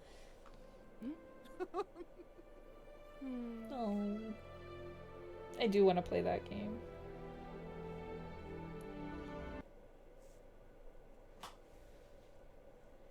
First time you've ever played Okami or ever seen game? I've never played it myself, and my brother gifted it for me for Christmas, so now I am obligated to actually play it. That scene is so hard. Yeah, I can understand. I want to play Spiritfarer, but I still need to play it when I'm like in a really good state of mind, because that game came out in a not so great time for me. So it's one of those games that it looks beautiful, but I know I will be shedding many tears. You like my new hat? Thank you. Just a little fox on my head, you know. Well, hi, Linty. Yes, I'm hoping everything is good for you. I hope you're okay. I messaged you because I hadn't heard from you all day, and I'm like, I hope Linty's okay. You haven't been back since your mom died last year for obvious reasons. I completely understand. I understand completely. Like, I think I mentioned before, I went last time you were here, I lost my dad 2 years ago, so that's kind of a reason why I haven't played the game, because I know it'll be really, really hard for me. So my condolences. I totally get you. But anyways, Tomako, I hope you had a fantastic stream, and thank you so much for coming by with your community. I don't know if I introduced myself, but it's for anybody who doesn't know me. Hello, my name is Keelie. I'm a 1,000-year-old fox who loves playing various video games, and right now we are playing Metaphor ReFantasio. We are very, very, very, very far into the game.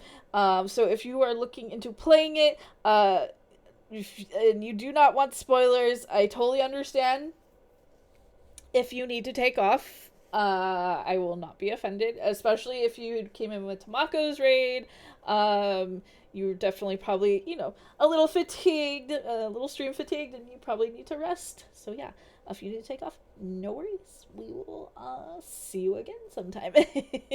Anyways, we are just dealing with some stuff in this game right now. Some things happen.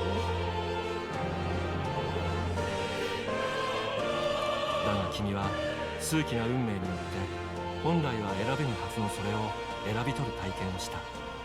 自らの意志で王子として再び生まれた。 Okay, yeah, it reminds me of Persona. It is by the same developers of, or it's the same company. It's not the actual Persona developers, but it is an Atlas game. It's one of their one of their affiliated companies that made this game. わかるかい? So it's basically medieval fantasy Persona. 道の入り口に立ったんだ。王の子供だとか、国の元首だとか、そういうことじゃない。自分自身の支配者。それこそが英雄という言葉の真の意味であり、君に目覚めた力の意味だ。全く驚きだな。アーキタイプを研究する僕が偶然君のような少年と出会い、運命の Ironically, we have unlocked persona archetypes, Devil Summoner and Soul Hacker. その通り。彼こそが私たちの命運を握りし存在。この声は覚えがある。明らかに知っている声だ。ずっと忘れてしまっていたというのか。そうだ、この声知っていた。誰だ。心を騒がすこの声、誰なんだ。なぜお前はこの少年を力に目覚めさせた。 More himself is basically Igor. それはあなた自身が気づくべきことよ。もしやお前は Instead of a velvet room attendant, he has a cat. 目覚めなさい。向かうのです。あなたが越えるべき最後の試練、王を決める舞台へ。My consciousness faded away and I was sent back to my sleep. I'm reminded that Moore was the author of the fantasy novel. Has Moore visited the ancient Elden Sanctum? 神王が決する日にまた一日近づく。 Aww, that's kind of cute. I love that. I was wondering how they were gonna change that. よし、そろそろ準備できたわね。いよいよって思うと震えてきちゃった。しかし王族とか雲の上の連中って感じだったが、まさかそんな奴と旅することになるとはな。血筋がどうであれ、同じ世界に生きる一人の民なのは変わらないということだ。ここが勝負どころよ。みんなに向けて言うことはない？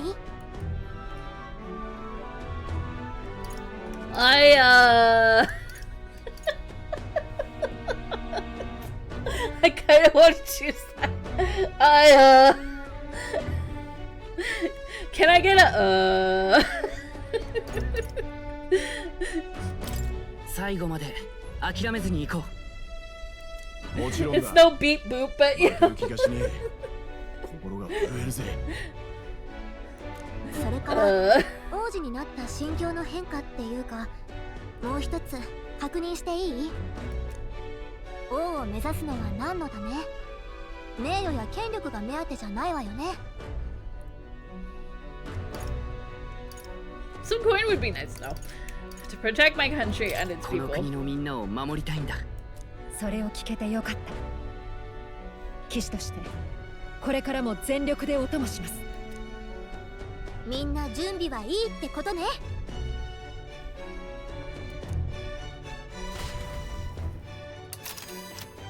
Where we going?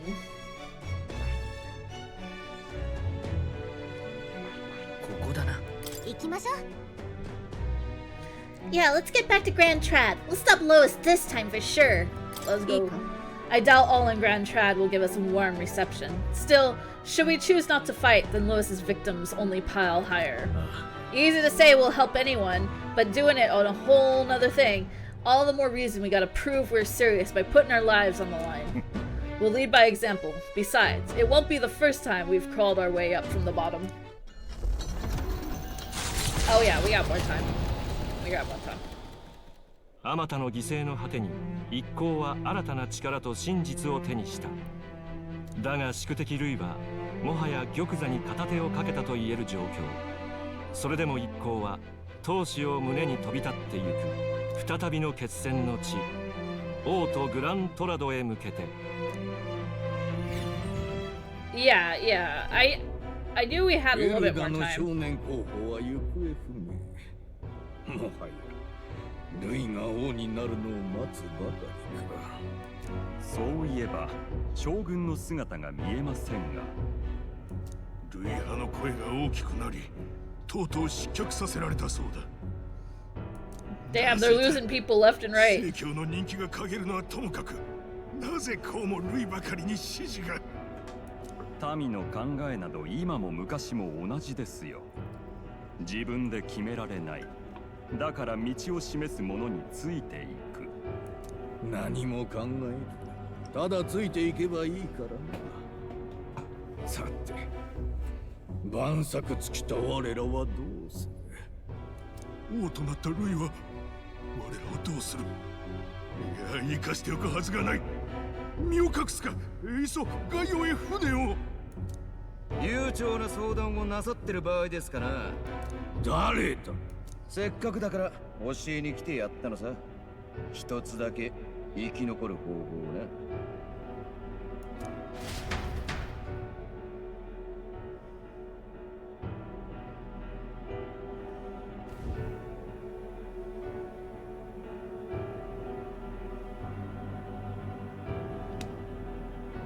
さて、出発だ。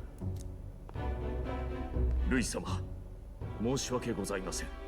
エルダの里で確かに王子を殺したのですが、洞窟で例の少年候補が死んだ王子と一つになることで復活を。復活だと？はい、それが。あの少年候補は本物の王子だったらしく、旅をしていた魂が本体に戻ったとかなんとか。なるほど。理想の姿がマグラで実体化されていたわけか。何にせよ、奴は正真正銘本物の王子で、あの地で再び目覚めた。面白い。それでこそ長年追い求めていた我が宿敵というものだ。ルイ様、それほどまでに奴を。このままでは終われぬ。何としてもルイ様に認められるだけの力を。Can we say simp? まもなく王都上空に到着します。よし、予定通り高度を上げ、空の王宮へ侵入せよ。よろしいのですね。本当に全王陛下のもとへ向かって。案ずるな。今さらあの老いぼれに何もできはせぬ。承知しました。Don't stop me now. 最後の宴を始めようではないか。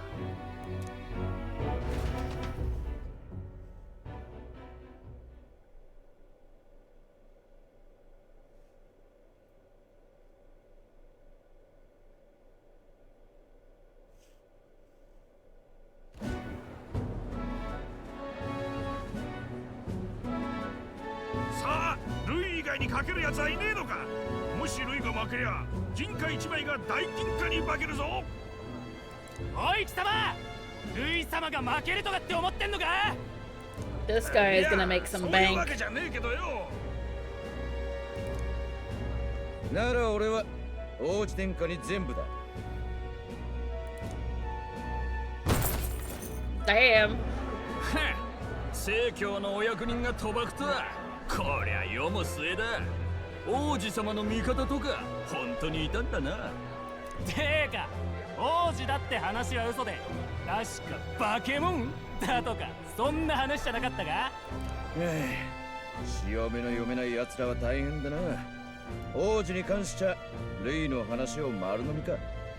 奴が見ろって言った途端に都合よく起きたんだぞ。ルイの方が仕組んだことかもとは考えないのか。おいてめえ、ルイ様が俺らを幻やらで騙したっつうのか。 Yeah, that's what he's saying. 幻？もっと危険な力だとしたら。前から不思議だったんだよ。ルイが人間に勝てるほど強いからって、なぜこうも次々討伐できる。話がうますぎる。まるで怪物が出る場所、暴れる場所をあらかじめ知ってるみたいじゃないか。イチャモンつけやがって。痛い目見ねえとわからねえらしいな。おっとっと、暴力は良くないな。それじゃ怪物と変わらんぜ。おい、何の騒ぎだ。ルイ様が王になったらてめえら全員真っ先に処刑だぞ。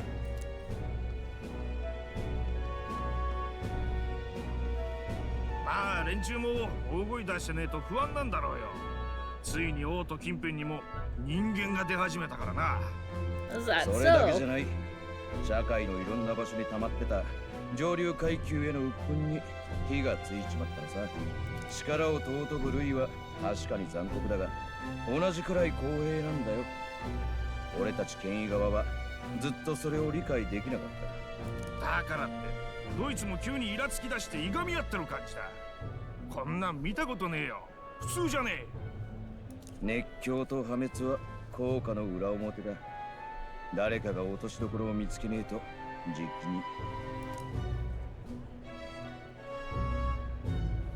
ルイは王と出ますとか言い残してたが、あそこだな。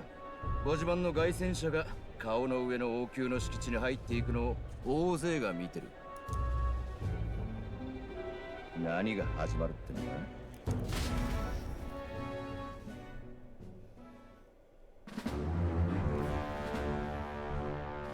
王宮も久しいな。聞こえるか、死に損なった王よ。この国は歪んでいる。誰が太り誰が死ぬかをお前たち権威者が勝手に決めている。この国に戦乱がないのは単に食うものと食われるものが初めから決まっていて覆せないから。そんな平穏は秩序ではない。王爵を差し出せ。もはや勝負はついた。よもや審判の日を待たずしてここへ乗り込んでくるとは。仰々しく空に顔を浮かべて神にでもなったつもりだ。貴様は所詮ただの老いぼれた凡人だ。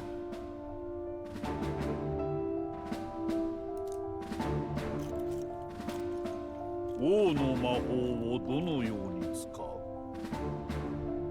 浄化だ。貴様たちが腐らせてしまった全てのが。私は貴様のように理想を投げ出さない。王座を得るのは民から最も望まれたものの王爵、王の魔法。秘密を知るのが代々の王のみだと思ったか。なぜ尺状一つで天変地異に匹敵する力を操れるのか。なぜ民に支持されたものしか使えないのか。よく聞け、王よ。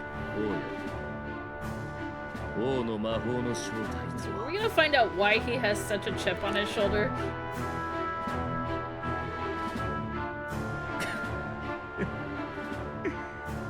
やはりそうか。なんと業深き国よ。ならば今のこの状況で私が手にすれば。貴様、なぜに知り得た？それはな、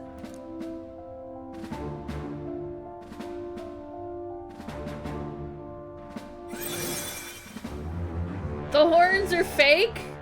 そなた、エルだぞ。貴様は私が言った歪みをかつては理解していた。我らの古戦郷を訪れた時にはまだ理想に燃えていた。なのにあの後里は、この国はどうなった？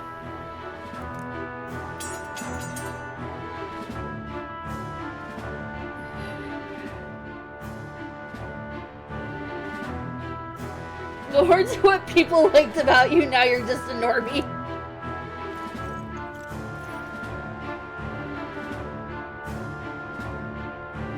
貴様にも誰にも私は止められん。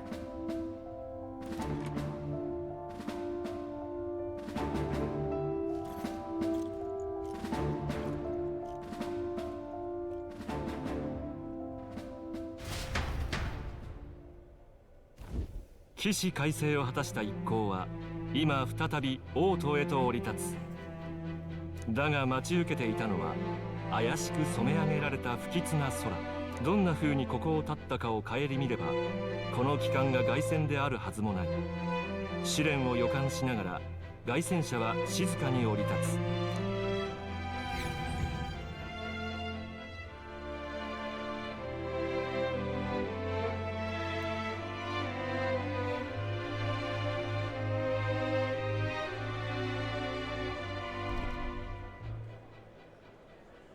何なんだこの空は。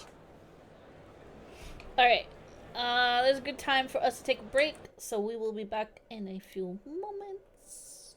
So I will see you soon.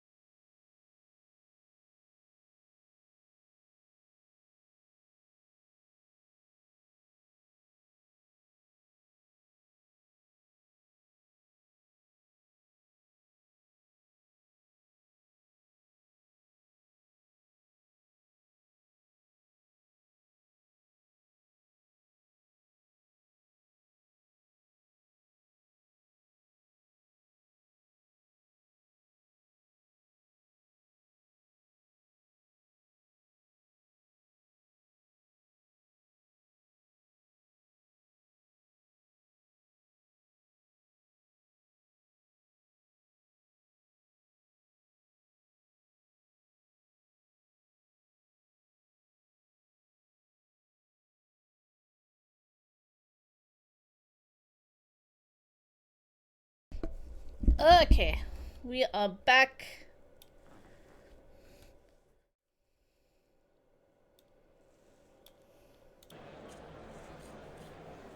Yeah, this guy's looking a little funky here.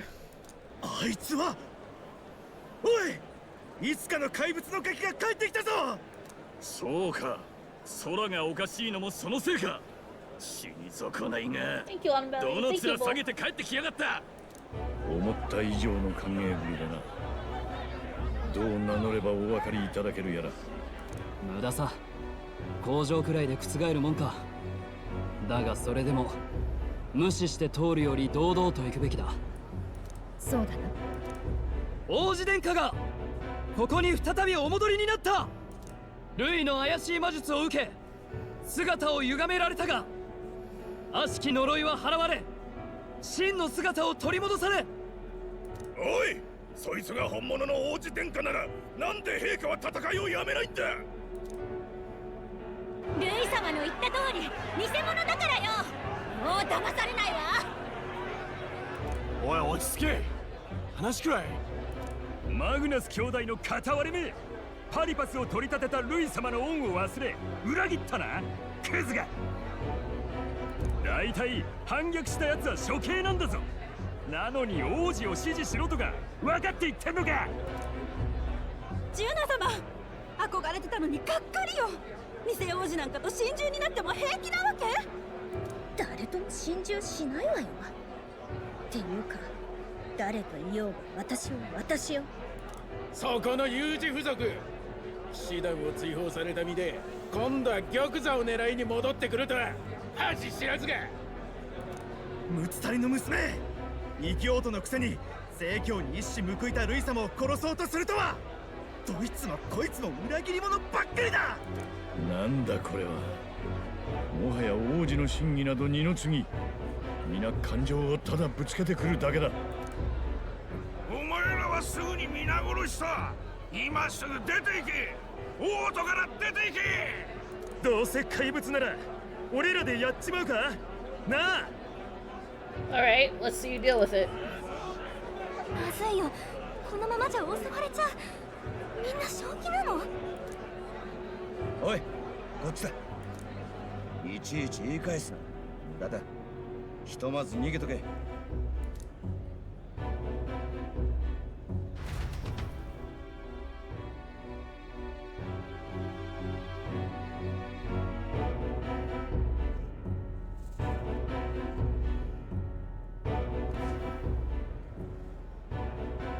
少し離れていた間に何が起きた。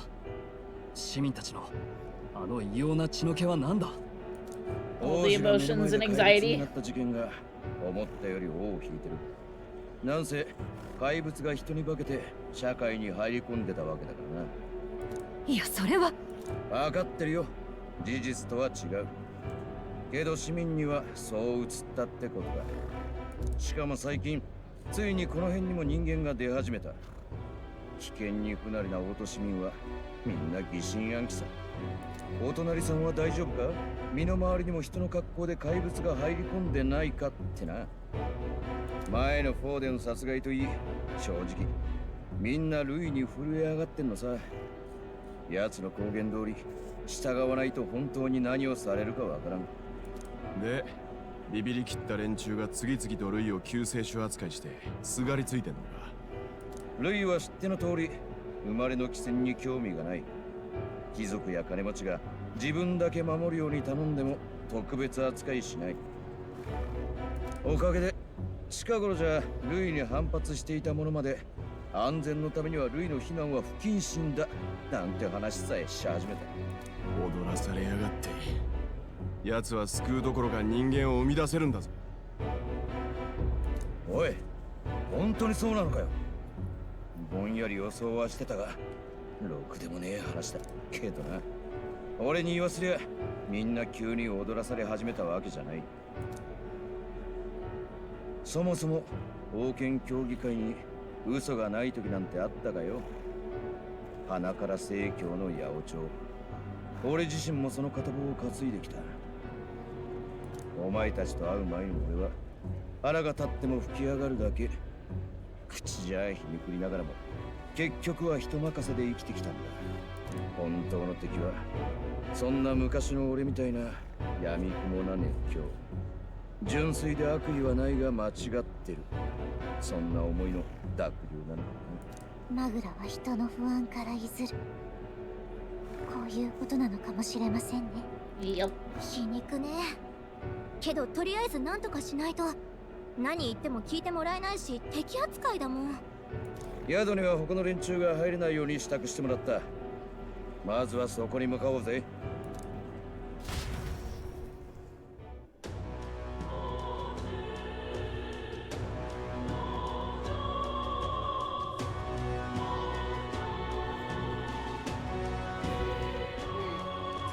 Nearest is heading back to the Gauntlet Runner. It seems like the city has calmed down, at least a tiny bit.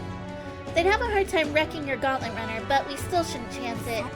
We should make our way to the Hushed Honeybee. Everyone else has already gone ahead.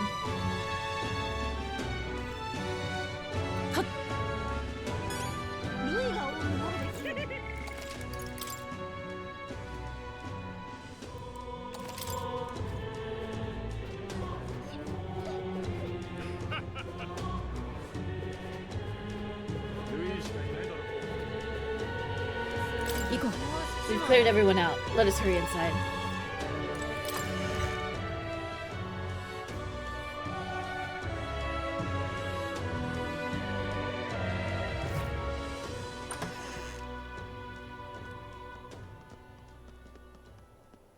あんたたち、よく無事に戻ってこられたね。あんたたちが去ってからルイの支持者は増える一方さ。なんだか変わった？別の人じゃないよね。さすがに経緯を話した方がいいだろう。信じてもらえるといい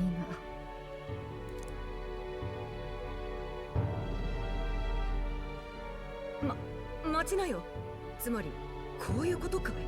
あんたが王子様を名乗ったのはそういう作戦ってことかと思ってたけど、蓋を開けてみたらあんた自身が本物の王子様だったって、そういうことかい？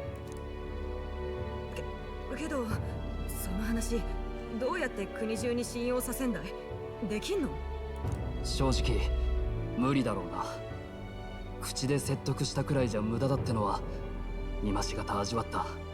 どうすんだいこれじゃあ。でもお兄ちゃんなんでしょ？お兄ちゃん前にマリアのこと助けてくれたみたいにみんなのことも助けに来てくれたんでしょ？ああ、もちろんだ。大丈夫だよ。そうかい。たとえ信じてもらえなくても正面切ってルイと白黒つける覚悟ってわけだね。ただ正直奴とは支持の差が開いている。人々もあの様子だ。残りの期間を考えると地道な訴えで覆すのは厳しいが。律儀なことだ。ルイの方は候補者殺しを解禁させた時から邪魔なら殺せ、支持率争いなんてやめちまえって風なのに。そう、流れを変える鍵があるとすればあの空の王宮かもな。町の連中の様子、もしかしたら単にルイに怯えてるってだけじゃないのかもしれん。お前さんたちが里高に行ってた間も俺は王都を見ていたが、正直言って人心の変わりようが急すぎる。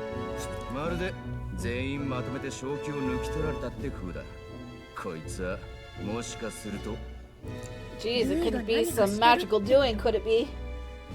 まさかこの気味の悪い空模様は。わからない。だが市民の変わりようは妙だ。もし何か仕掛けがあるなら挽回の機会もあるかもな。What Lewis is doing in the royal palace, whether or not that he truly desires the world overrun by humans, we won't know his mind until we confront him. 逆に考えれば私たちを懐へ誘い込む罠かもしれませんが。きっと何かある気がする。決まりだな。なら王宮に乗り込んでルイの企みを止めてくれ。俺たちも俺たちにしかできない方法で戦う。本物の王子が戻ったことや今までの活躍、国中に伝えてやるさ。そうだね。あんたたちの活躍を見ればみんなちょっとは夢を信じられるってもんさ。マリアなんかあんたたちを信じてずっと待ってたんだ。この子の悲しい顔はもう見たくない。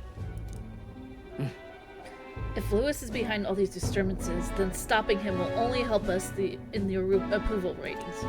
If we can restore civility and rational thought, it'll pave the way to defeating Lewis. We must press on with faith in that. 応援してる。みんなで頑張るから王様になってね。そうか。勝てば王様か。頼んだぜ、王様。とはいえ、今日はもう遅くなってしまったな。体をしっかり休め。明日から早速王宮へ乗り込むぞ。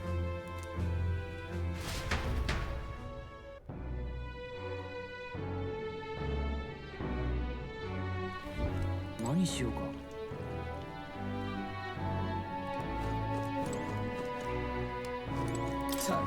Everyone is filled with so much anxiety now that they don't know what to do. Public sentiment is very volatile at times like this. There is still a way to win. There's something foul in the air in Grand Trad. Everyone seems so anxious. Those who oppose us do so with fervor, but there are also those who believe in us. We must press on. No matter what I say, the people of Grand Trad are going to look down on you. It's times like these where your actions will speak louder than words. When they see you stand up to Lewis, it'll be plain who's in the right. No matter what happens, you're still you to me, mister.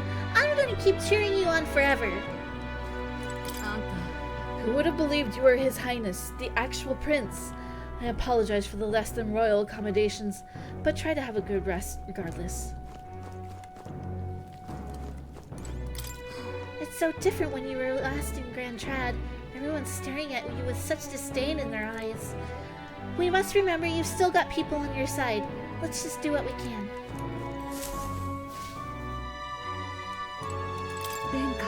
And so, His Highness returns to the royal capital in triumph and glory. In truth, I'd have liked to welcome him back with a grand feast. Oh well, the day shall come when the people too celebrate you in grand fashion. My spear is ever ready to ensure that day comes.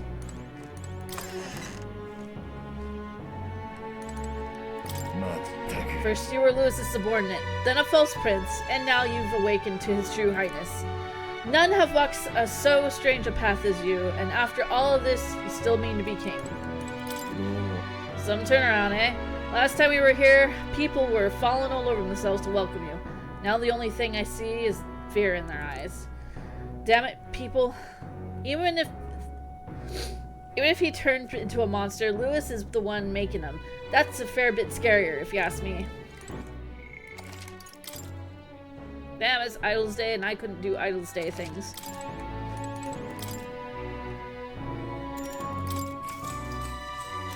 Oyasumi. 神王が決する英雄の日まであと31日。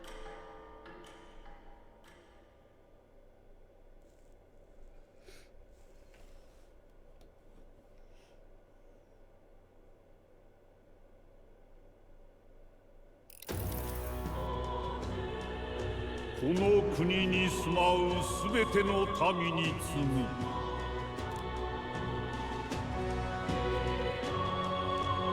この声。ほどなく残すところ一月となる英雄の日の夜明け。その時に民の信託を最も集めていた者が王権を継ぐ。夢忘れるな。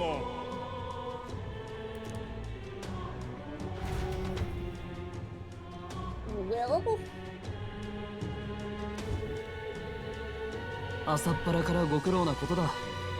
しかし本当にいよいよってわけだな。ルイはもう空の王宮の中に陣取ってるみたいね。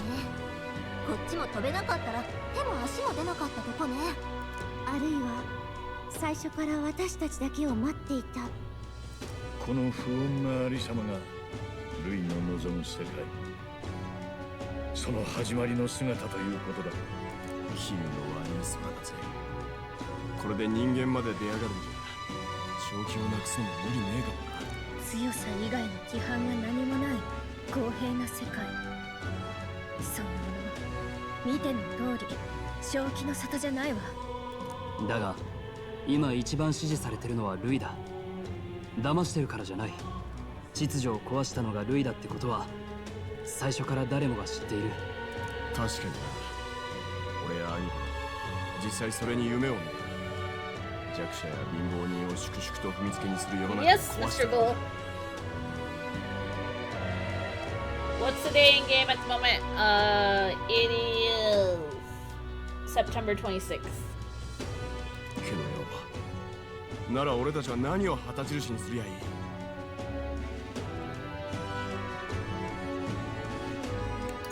多分希望かな。さっくりしてるわねマリア。よくわかんないけど、でもお兄ちゃんたちを見た人みんなすごいって言うよ。嬉しくなるって。だって仲間に全部の種族の人がいるでしょ。全員違うのにこんなに勝っててすごいと思う。なるほどな、納得できる。言葉でどう言えばいいかわからないが、多分君が示すべきものはルイが実在しないと思っている、そういうものだ。いいなって I think we're like in final month. ずーっと思い続けて頑張ったらきっと叶うよ。 Yeah. そうだね。そう信じて生きる方がきっと I guess we got more time than I thought. 本当の魔法というのは。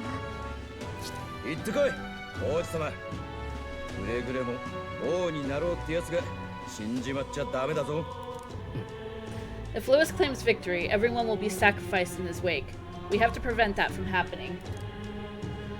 Whatever Lewis is doing in the royal palace has to be stopped as soon as possible, and it's up to us to do it. 分かった。ありがとう。なら日取りを確認するぞ。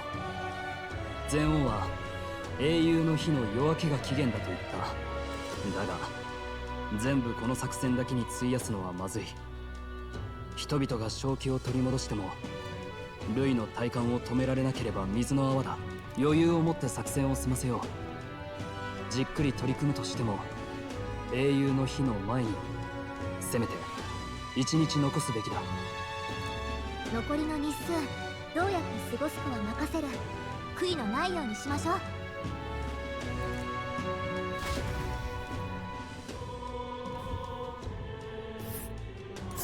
ルイの待つ王宮はここに浮いてるのね。絶対に止めるわよ。ルイ神王なんて許さないんだから。それは今ここだね。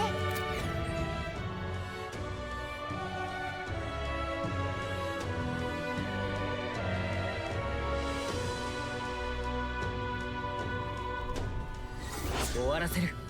We have till October 25th. So we have a month.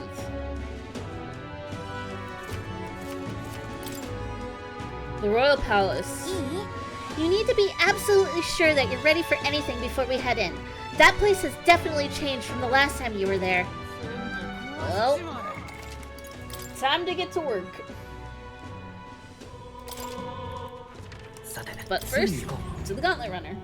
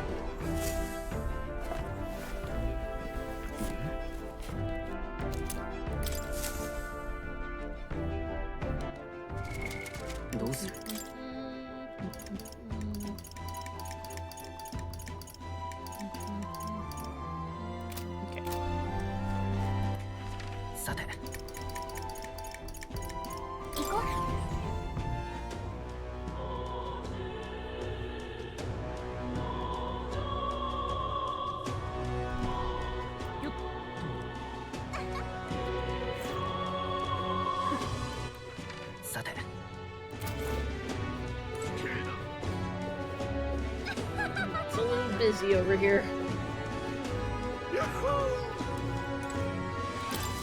Yeah. That outfit. Aren't you the candidate who claims to be the prince?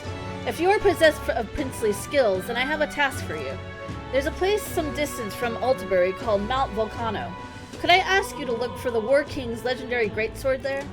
The story goes that ages ago, the War King united the land under exemplary leadership. Even the sword he carried became the stuff of legends. It's said to be of stunning, awe-inspiring craftsmanship.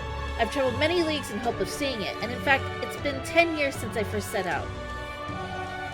It's just that Mount Volcano is a veritable den of monsters. No doubt I'd die before I found it.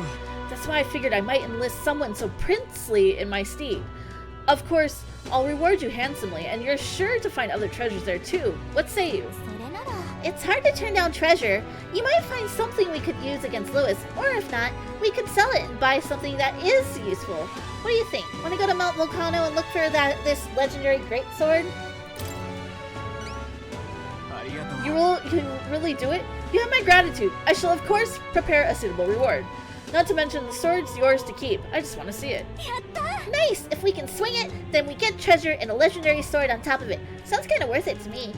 Remember, the great sword is sealed with within Mount Volcano.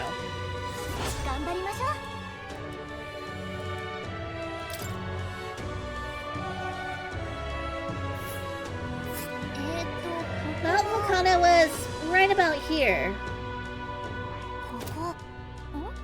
So the great sword is sealed within Mount Volcano. Actually, wait, we might have it in our possession already. You're serious? May I see it? I handed over the rusty greatsword to the man. It's rusty, but you can see the splendor of the design beneath.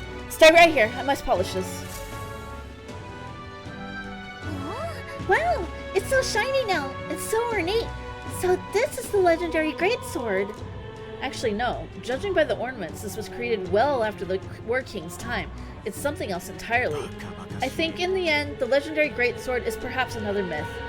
And I've wasted 10 years of my life searching for it. My parents would no doubt laugh if they could see me now. If you just stayed home and tended the fields, you would have been a happier man, they'd say. It's probably time to give up on my dream, isn't it? I should head back home. It's early to give up. I mean, who knows? Whoops. Just a second.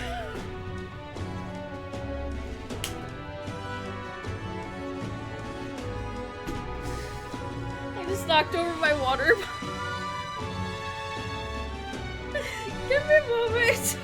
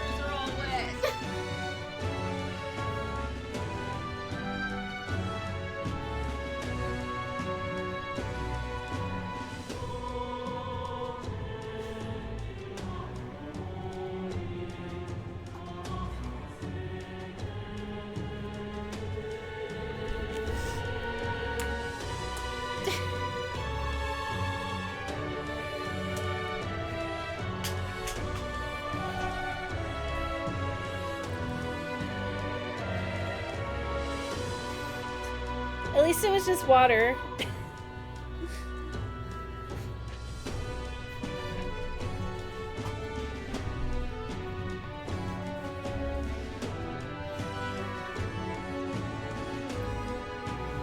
Alright. Come to think of it, you're not so different from the War King. He had a mysterious power to move hearts, and his efforts changed the world. Thank you, Autumn Valley. And here's someone doing the same thing, standing right before me. Perhaps a legendary sword isn't so far-fetched after all. Thank you. You've given me the hope that the legendary greatsword is still out there somewhere. But first off, I'm due for a trip home, and when I've saved enough money, my journey will resume. Oh, and I promise you a reward. Please don't be modest. It's yours.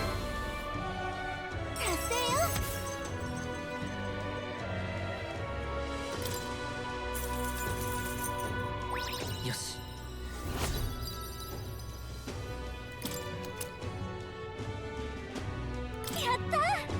It's no legend, but it should serve you well in battle.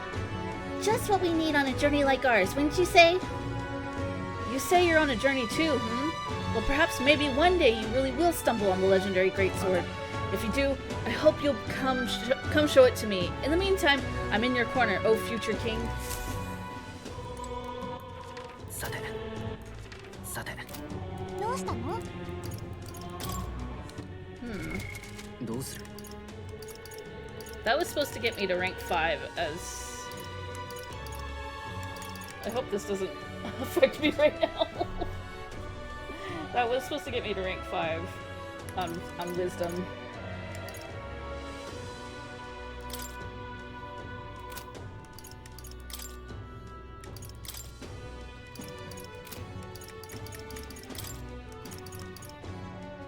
Alright.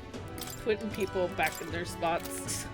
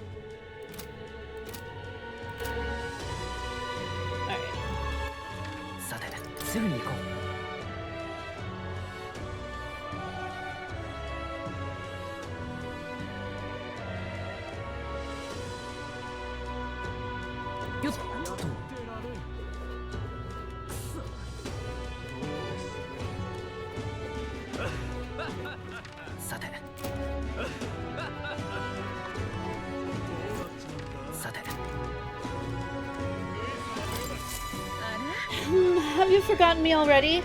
Some people know me as the Queen of Cuisine, though I suppose that title is a little presumptuous to use in the company of an actual prince. Oh, right. We met in Martira. You used to be a chef within the royal palace. Are you still on your journey to perfect the art of cooking? Correct. I once again have need of your talents, that unique point of view that allows you to create such an unexpected and powerful dishes. During the course of my travels, a thought constantly crossed my mind. In times such as these, what can I cook to ease the hunger of those struggling to survive? I speak of those who cannot afford gourmet cuisines. The most they can hope for is simple fare, which fills the stomach but leaves the heart empty. Therefore, what the world needs is a dish that, while comprised of plain ingredients, brings with it a colorful sweetness that brightens the drudgery of everyday life. A dish that's simple yet exciting. I like that idea, but honestly, I have no clue how to make something like that. When I think of food that quickens my pulse, the first thing that comes to mind is a sweet flavor. Nourishing Louis bees are a must, and so that everyone, from wee children to the elderly, may eat in comfort, a fluffy texture would be perfect. I see. So you need to make a dish that uses Louis bees and has a fluffy texture. Yes. Correct. If you manage to whip up a dish that seems promising, simply return here and tell me all about it.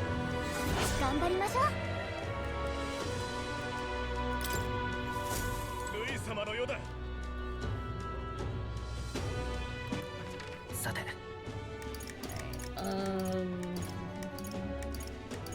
行こっか。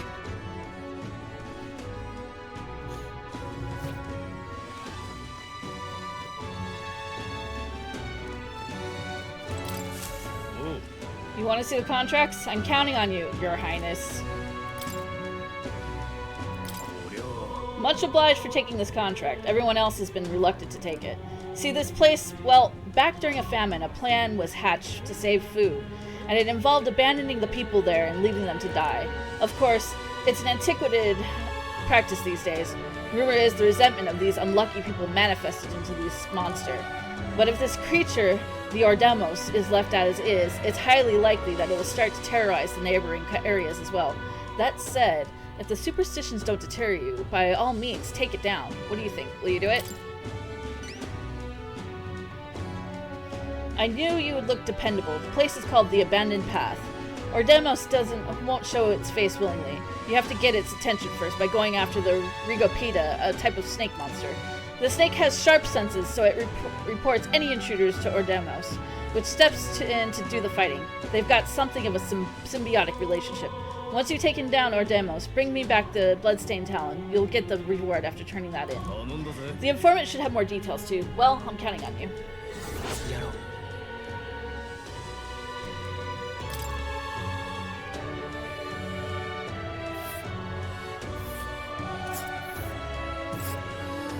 Thing is, we'll need to access the forest path by land. Flying's too risky given the volatile weather in the mountains.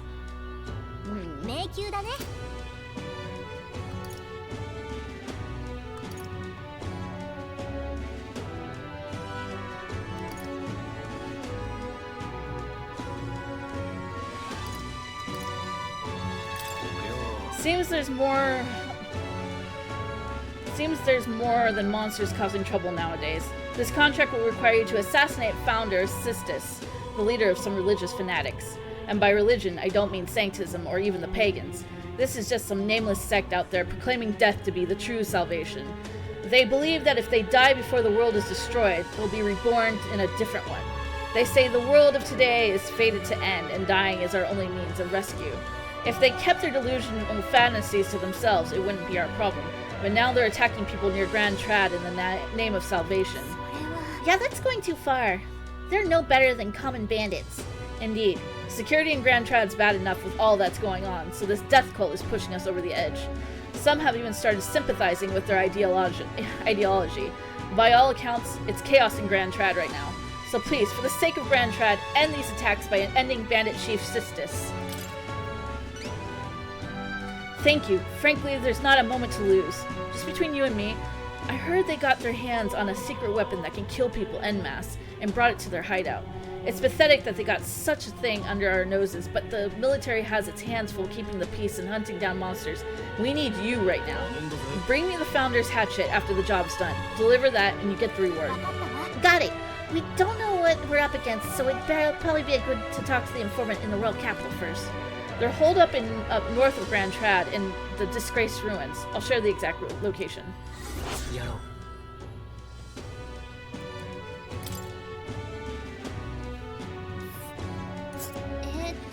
Who thinks there'd be ruins way out there? Just what are they planning in there? It's pretty far, but if we fly there, we should arrive before the day ends.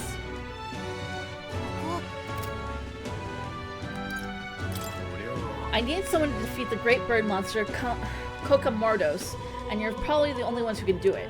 It's legendary throughout Oceania.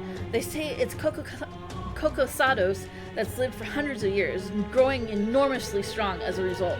In the past, it appeared near Brilhaven each time a delegation is formed and dispatched to kill it, but they've all failed. The best they could ever do was wound it, but each and every time it just fled back to some skybound ruins. So it flew back to its perfect little hiding spot and no one could chase after it, until we came along with a Skyrunner. Guess it really is up to us. Thank you. As it stands, the city is on the verge of succumbing to a total panic. In truth, the rumors about the beast are more worrying than the damage it's caused directly. The great monster bird brings plague and famine with it, they say. A plague? Is there any truth to it? It's just superstition, but in this day and age, the panic caused by such rumors can spread instantly like flames across a parched field. The idea of this plague is adding anxiety to an already chaotic situation. A riot could break out at any moment. Then we've got to stop it. So where can we find this bird monster? You know those mushroom-shaped rocks out in the Brilhaven Sea? At the top of one of those, there's a ruin known as the Manor of the Ascendant. Seems that bird happened upon the ruins some time ago and decided it'd be the perfect nest. It's not a place that just anyone can get to. There's undoubtedly plenty of danger waiting for you up there, but there are also rumors of fabulous treasure. At any rate, if you manage to slay Kokomardos, bring me the Caucasus crest as evidence. I'll give you a reward then. As Kokosados that's lived for hundreds of years and got so strong that it changed its name, we should probably pay a visit to the Brilhaven informant.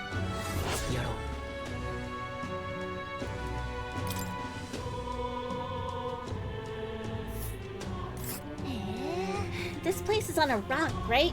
Ruins on top of a rock. Sure, it's weird, huh? But we should be able to get there if we fly.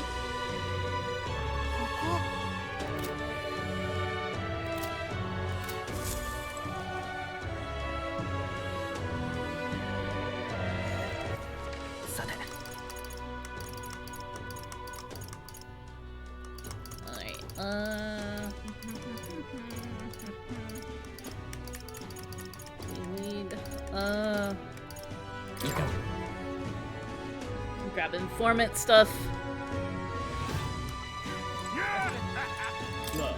Do you really intend to infiltrate that giant face in the sky? You've got quite the knack for grandiose undertakings, you know that? We're well aware, but this is something we have to do, otherwise Lewis will become king. We can't just stand by and let that happen. I see. Unfortunately, I haven't got much information about that place. It's not exactly the kind of place anyone can just waltz into. Thank you, Steel. But there have been sightings of a monster stalking the skies around that place. I suppose that these days there's no telling what kind of fiends may appear. Regardless, I'm confident that you will be able to pull through all of this. Remember, all of the trials that you've already claimed victory over, and know that you will do the same to Lewis. I place my faith on you. That's right. Our past experiences have shown us that we can overcome anything. Don't worry, we can do this.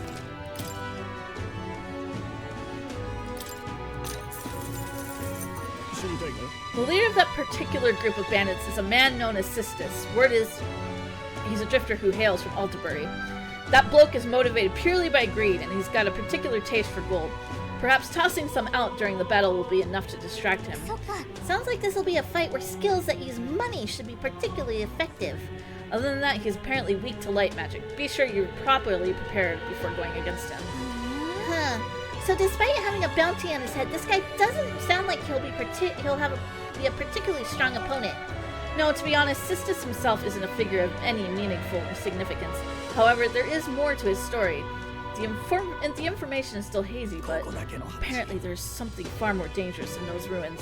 The military may have put up this bounty specifically for that reason. A treasure seeker sneaked in there and caught a glimpse of something. Whatever it was big and peculiar, and it buzzed with an aura of lightning. Lightning? Maybe that means it's capable of using electric attacks. Besides that, you must know at least a little more about this thing. I'm afraid that's all I can tell you. Whether that thing even exists is questionable. It's hard to separate the truth from the lies on the subject. Regardless, it never hurts to be prepared. If you still intend to head over there, make sure you're ready for anything.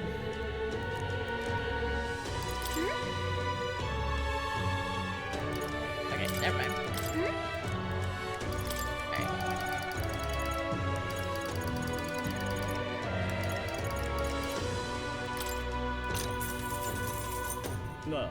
Marble bluefin tuna, limp goldfish, and brocaded koi, all of these things are being sold by the butcher in Grand Trat. But then there's the Lord of the Lake. You want him, you're gonna have to fish him up yourself. Certainly no harm of pulling up your own catch anyway, so why not try fishing to cool your head? Okay, these are all...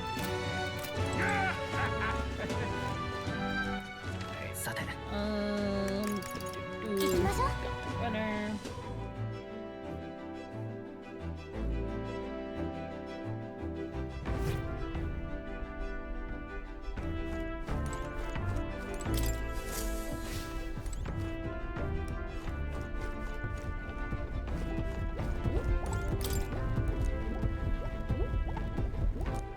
さて、どこにしようか。行きましょう。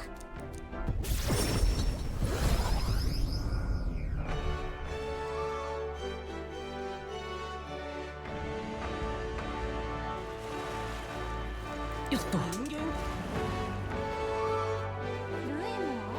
Things are weird everywhere. さて。さて。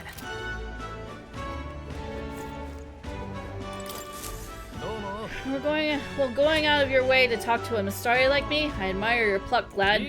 You've piqued my interest, so let me share something with you I picked up in a tavern. It's about that old structure called the Forsaken Tower north of town here. It's teeming with powerful monsters, and none who step inside have ever stepped back out. I heard there's 3 such towers in the world, and apparently the number itself is insignificant. Anyways, to look at you and Elda with a fairy in tow, you wouldn't happen to be the hero who saved the island, would you?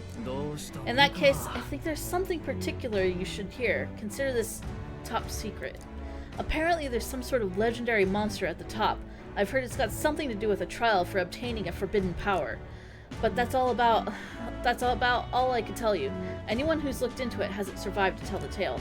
But considering you dealt with the Dragon God and saved our island, if a forbidden power is real, I want it to go to a hero like you. I've no doubt the chief would agree, so I'll leave it to you to see if this legend rings true.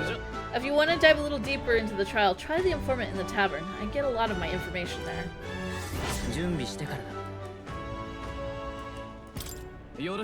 The more you risk, the more you stand to gain. I should hope. I'll be showing off now, though. Best of luck out there.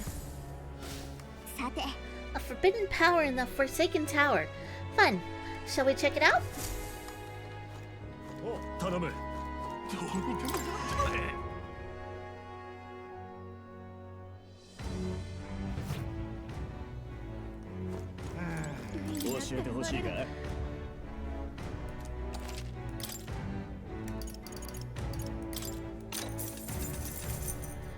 Hey, I heard something happening at the Forsaken Tower. Do you know anything? The reckless type, are you? I like that. Unfortunately, I don't have any reliable information, but how about a legend? The trial to obtain this forbidden power. Apparently to pass, you have to fight a ferociously mad bastard of a monster. Long ago, a traveler returned from the tower and told this tale. According to him, the monster in there is an enormous beast unlike any in this world. It takes any attempt to ward against its attacks as an affront, and the devastating blow in retribution is a terror to behold. And that's all I know. No mention of what it looks like or anything. It might all just be a load of bold bollocks anyway. Anyway, no one believes in such fairy tales these days. But it's true that something unusual is happening in that tower. Anyway, that's all I've got. If you want to find out what this trial is really all about, you'll have to go see for yourself. The Manor of the Ascendant is another one of these places with fancy names. You can't get there without flying, so who knows who the hell built it. And it's nearly unapproachable. Most folk forget it exists. However, recently I heard a creature with a bounty placed on it fled there. That'd be the Kokomordos. You heard of the Kokosados? It's similar to one of those. Like a Kokosados, it prefers to prey soft and squishy, so it'll try and reduce your defense. You better prepare ways to harden your defenses and use them often. Thankfully, it's also weak to ice. As long as it doesn't come down from there, you're the only one who can defeat it. Good chance to show off, don't you think? When you come back safely, you better tell me how it went. Best of luck, friend.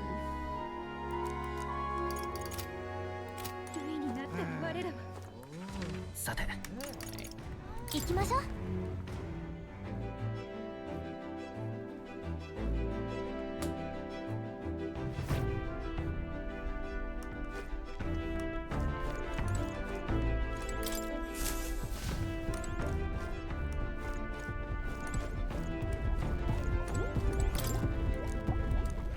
さ、どこにしようか。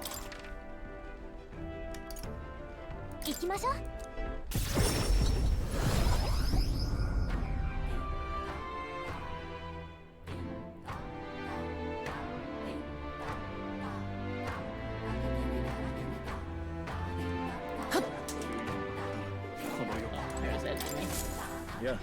Hello there. I apologize for bringing this up at a time like this, but I have something I thought I should tell you.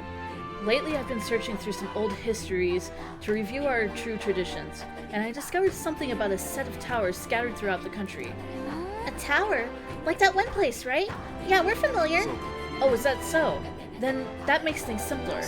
According to the books I've read, when turmoil rocks the world of men, a sign will appear in the tower's three trials of the three towers, upon the hero who proves thrice worthy, a forbidden power that has been sealed away in this world will be bestowed.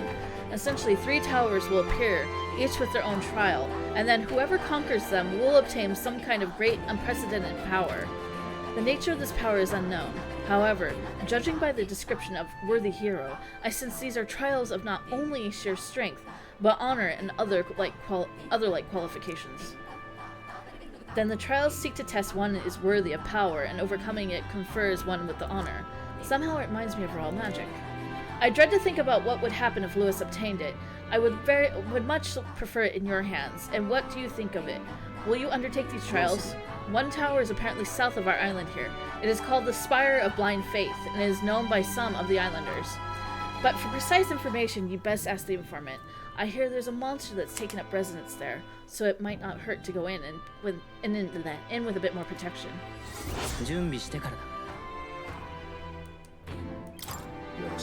As for the remaining 2 towers, Mistari living outside the island might know something about them. We've got a good handle on the story. Mustari outside the island are rare, so it leaves a pretty strong impression when we do happen to meet one. Oh, have you? I have a few methods of learning about things beyond this island's purview, so I've asked certain people to act as my eyes and ears. To be frank, I believe these trials will be dangerous ones. The books even say countless are those who have lost their lives. But I believe if anyone can overcome them, it's you. That's why I wanted to inform you of it so urgently. Heroes of our island, I pray for your good fortune in battle, and I hope this legend turns out to be a mighty power that you can use for the good of the world.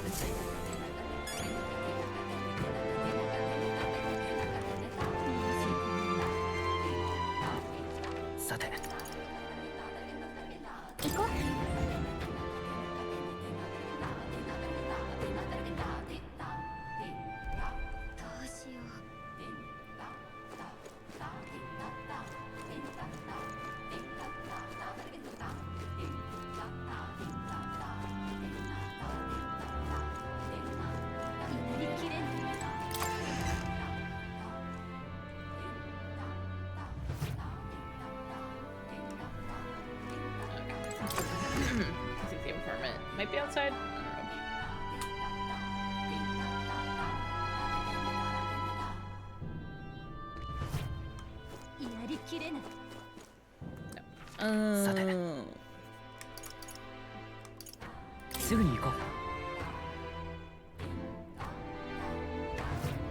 There they are.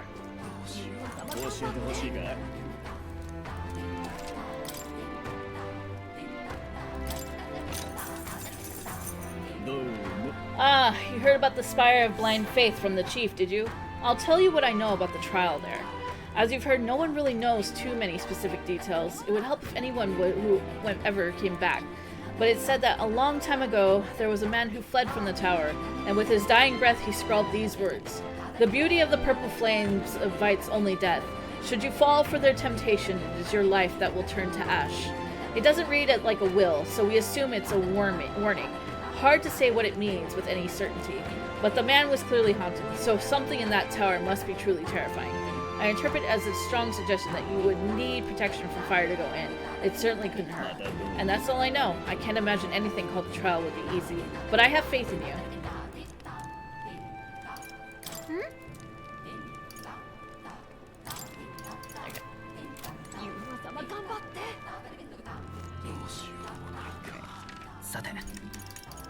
Back to the Gauntlet Runner.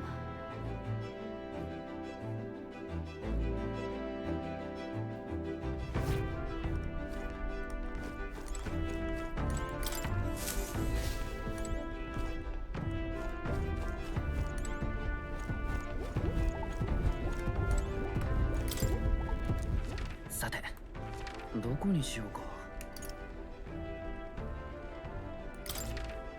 行こう。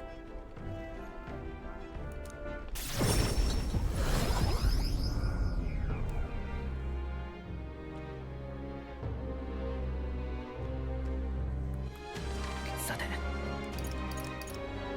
行きましょう。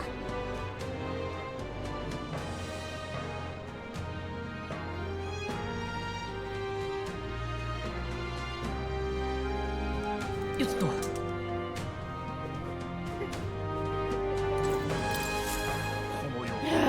Now of all times, with knowledge of the tower finally in hand, oh, such woe is me. Did he say tower? Probably the same tower Denny was talking about, right? An Elda with a fairy? You wouldn't be the heroes who saved the island, would you? 1,000 pardons. I've gotten excited and raised my voice, haven't I? I am a Mustari researcher, you see, conducting an academic investigation into this island's folklore. Within them, the one thing that drawn my interest lately is the legend of the 3 towers. I finally managed to pinpoint the location of one of these 3 spires, the Tower of Insolence, just north of this very town. However, it seems the tower is a monster's den, positively infested as it were. Given my current fortitude, I've regretfully had to put this requisited fieldwork on an indefinite hold. Indeed, this must be the trial of the tower I've spoken of in the old tales, the one which grants a forbidden power to whomever completes it. But inspiration has struck me like lightning. It occurs to me that perhaps indeed the hero that saved the island might well have the hardiness enough to complete such a trial. If there really is such some forbidden power to be obtained, I'm sure it's safer in the hands of an illustrious hero. So I suppose that, having heard such an astonishing tales, you're curious as to their veracity. Is it certifiably true, or is it as tall as the highest rise of your mind can conjure? Well, there's but one way to know for certain, and that's to walk your way to the highest point of the Tower of Insolence, north of Altabury. Oh, and do ask an informant for the proper details. You'll be able to learn more about the trial itself as well, I presume.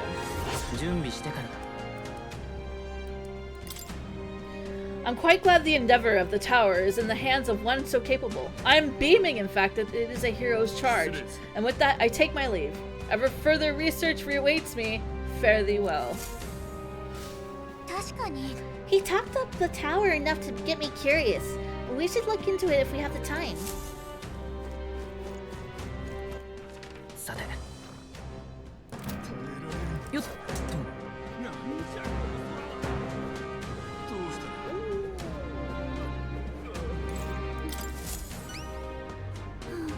Excuse me, could you possibly be the prince?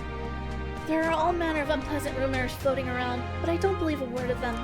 In truth, I've had my eye on you since the exhibition, and then after I learned about your lineage was as remarkable as your deeds, I knew for certain you are worthy of being the next king. To show my appreciation for you, Your Highness, I have prepared a special promotion of sorts. I call it the Warm Heart Full Wallet Hot Spring Campaign. You have but to bathe in a hot spring, Your Highness, and you'll receive a reward. If you put some of the hot spring water you bathe into this vial and bring it to me as proof, I'll have 30,000 reeve to give you. Is that acceptable? So you're just gonna pay us to take a bath? This seems weird. Shady even. Why, His Highness works so hard to save his people. I just want him to have a moment to relax and to offer a little extra monetary support. This is my sole desire. Will you accept this vial as a token of my humble merchant's goodwill? Sure. My words, such kindness. It is an honor to know you believe in me. The hot spring is here, underneath Blue Sky Bridge. A bit gloomy, I know, especially being that it's only open at night. But the baths are a slice of heaven. You can always find me here. Please let me know when you've acquired the spring water. So we gotta take a bath. So there's a hot spring underneath Blue Sky Bridge. Well, head there if you want to take a bath.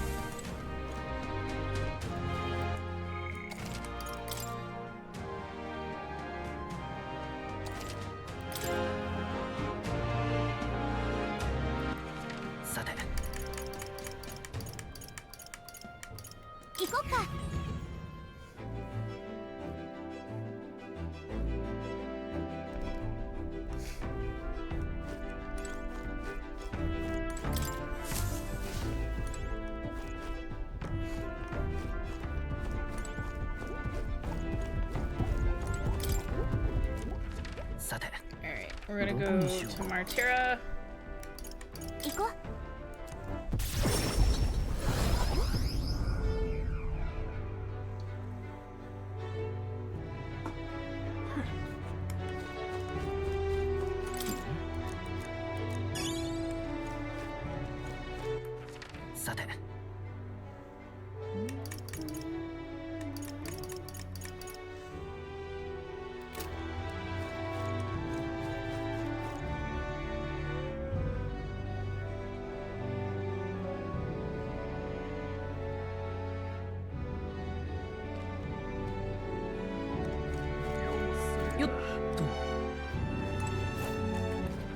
さて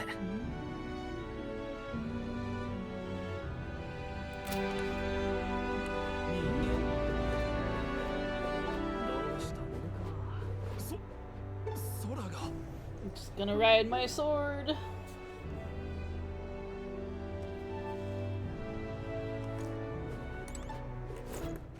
さて And ignore the drama.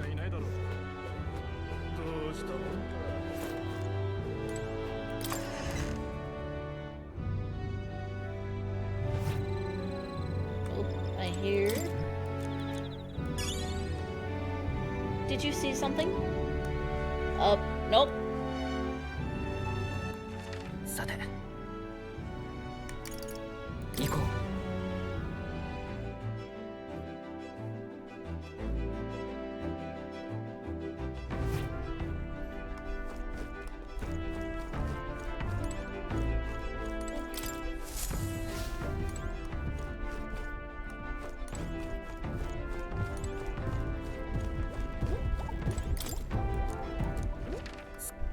どこにしようか。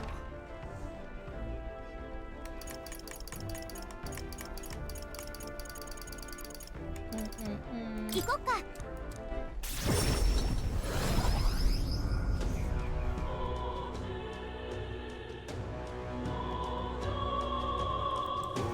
よっと。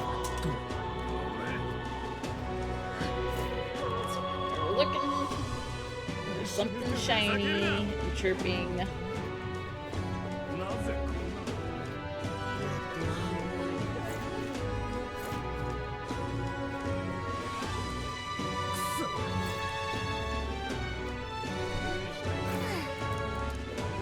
Wandering off, I'm just trying to find a bug.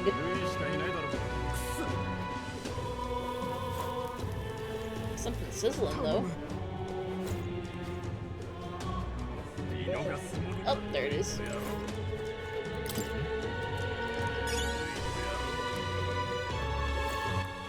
Saて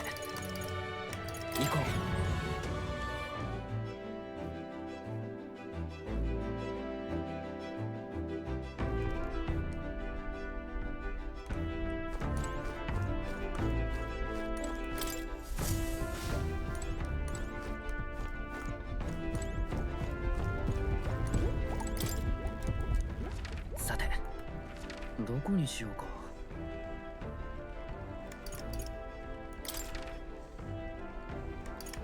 行きましょう。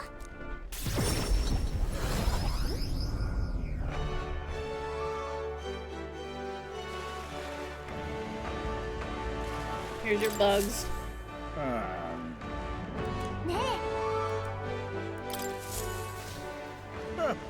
See how many. Ooh, an excellent gold beetle delivery. This will be a great boon for my research. Here's what I promised you. Ooh. Its armor is said to be impervious to even dragon's flame. Well, I've never worn it myself, naturally. Again with the dragons? Are you an expert on them too? Not just bugs? You mustn't say such things too loudly. The country tries to keep the very existence of dragons a secret, after all. But since you've been such exemplary assistants, perhaps I shall tell you a story sometime. There are still gold beetles hiding out there. If you find any more, please bring them to me. If you find another 8, making 46 in total, I'll give you this dragon's fall in exchange. Got it. If we find more, we'll bring them to you. With my old eyes and joints, I simply cannot catch them myself. I'm counting on you. ねえ。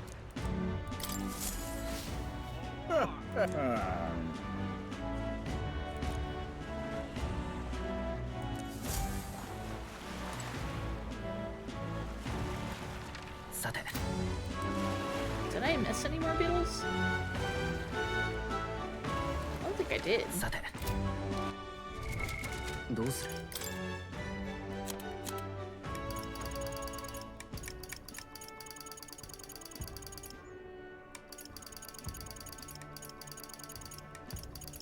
Of course, I can't see. Oh, wait. So I have 7. Okay. Did the screen change with the MC? I think it did. Yep, it did.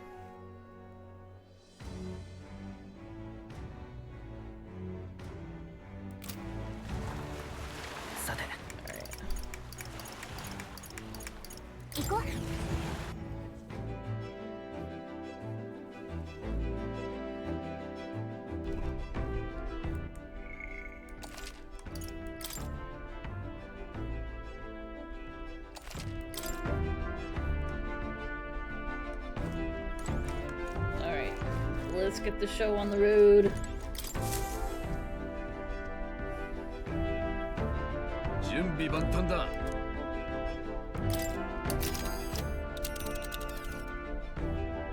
Sate. 迷宮だわ。ここ。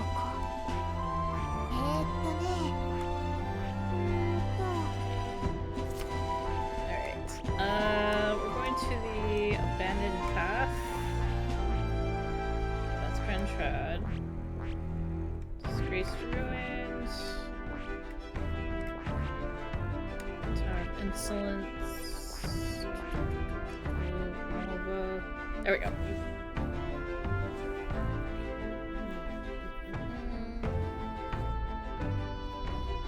Abandoned path.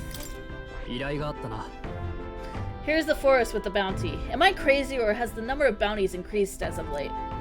Yes, as if in concert with the people's unrest. Well, if nothing else, let our thorough handling of this be for them. Aye, if his fighting can help, you can count on me. Seems we can't touch down anywhere, so let's move by land. By the way, I think we could have gotten some more information about this place from the Altabury informant. But if you don't need it, then let's go. Teleporting to the nearest city will still need to camp, and we'll still need to camp once. Can we get back by nightfall tomorrow? 行こう。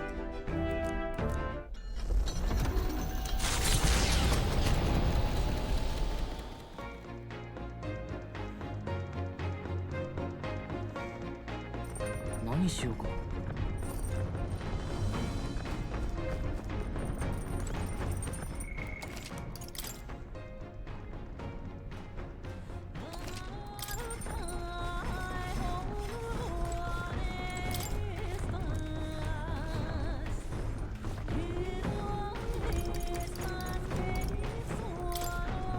It appears to be a book for practicing reading and writing, with pictures in large letters throughout.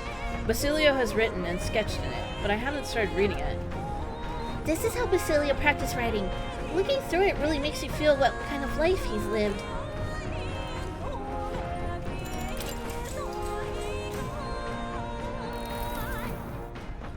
It's a book meant to teach reading and writing. Illustrations of food and animals have their names in big letters, and I see traces of Basilio practicing in the margins.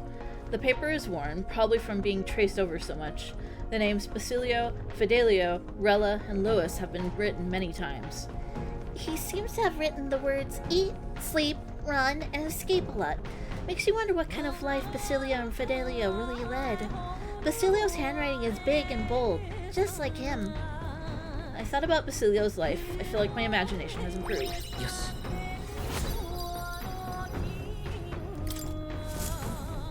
There's still more left in the book. Okay.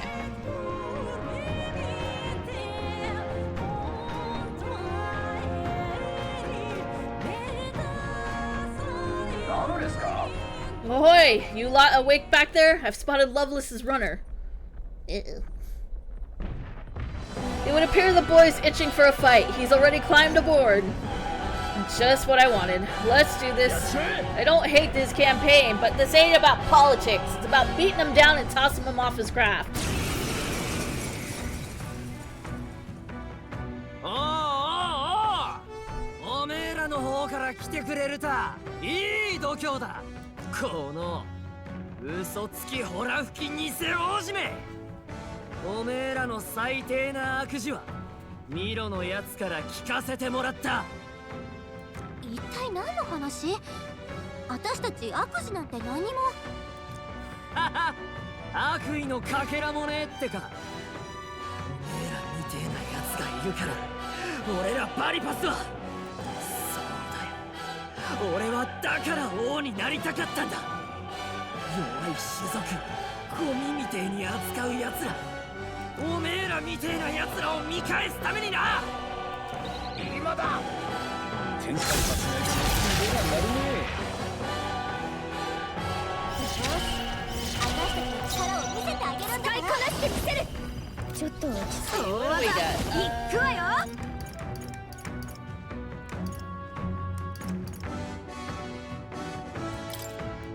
行こうぜ。備えましょう。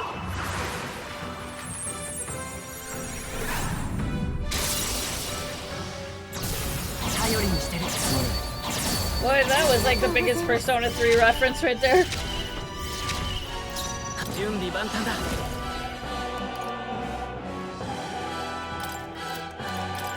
お願いします。いけ。超を見返さねえと。私に力を。燃えちゃえ。申し訳ありません。ドイツかい。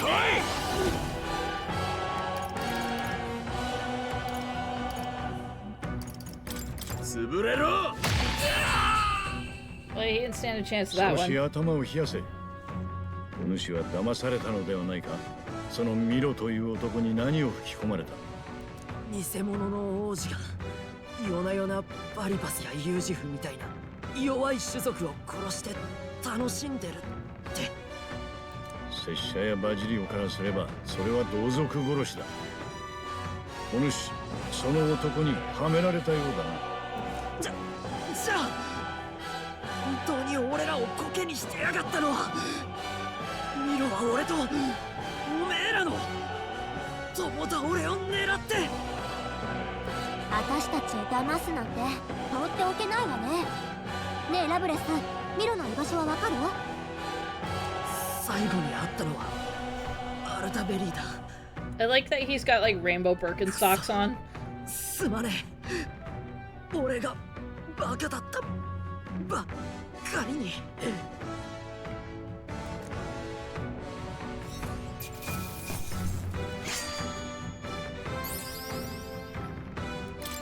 さらなる高みへ。成長したか。どうやら成長したようだな。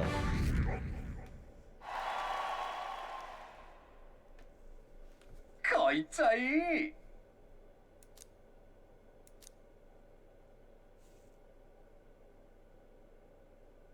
行く手に見えてきたのはマルバ村。モンタリオ南部の岩山を削った洞の中にある小さな集落で酪農が盛んで、交易に頼らずつつましく豊かに暮らせることから、イシキュア族が喧騒を避けて隠遁生活をしているという岩肌の草をはむ羊たちの鳴き声に誘われるように、凱旋者は静かな山村に降り立つのだった。どうする？ Yes.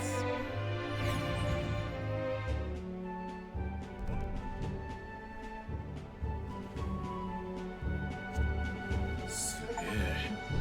Blimey, look at all the holes in that mountain. You're telling me they live in those things? It's actually supposed to be quite cozy, according to some Ishkia I knew who lived there. I can see the appeal in a life away from the cares of the world. We didn't pull you out of one hole so you could take refuge in another. The cares of the world happen to be our main concern at the moment. That's true. And look, there's a shop there. Let's head over so we can get back to those who care. By the way, you were asked to buy some durable spider silk, weren't you? Let's see if they sell it. Well, I'm glad I'm not out there with all that's. I'm glad I'm not out there with all that's going on. The thing I want is to lose my life in some meaningless conflict over kings. No, thank you. Even after everything that's happened, you still don't care who's king? We have ways to contact each candidate and have but to ingratiate ourselves with whoever comes out on top. And if anything does happen, you'll protect us, won't you? My word, that's selfish. And if Lois becomes king, it will affect you. Truth is, ever since the sky changed, the goats haven't been producing milk. I'm not sure how much longer we can last. They must be more sensitive to anxiety than you. It may be time for you to face your fears.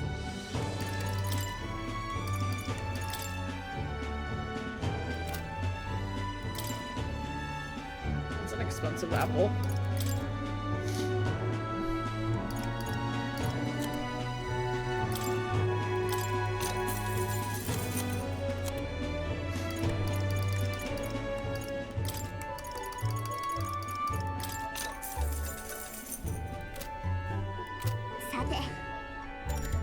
Okay, let's continue our trip. Ne.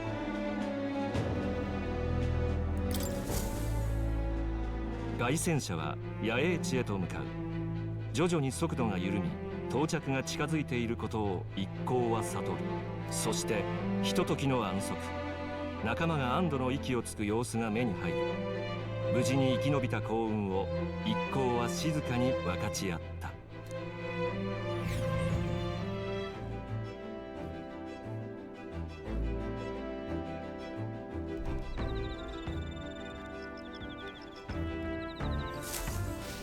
さてと、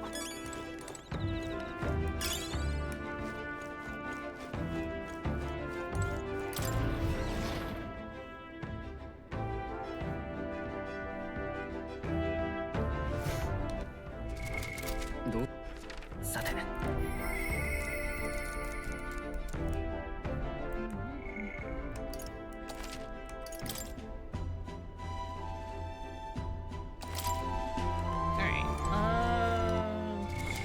どうする。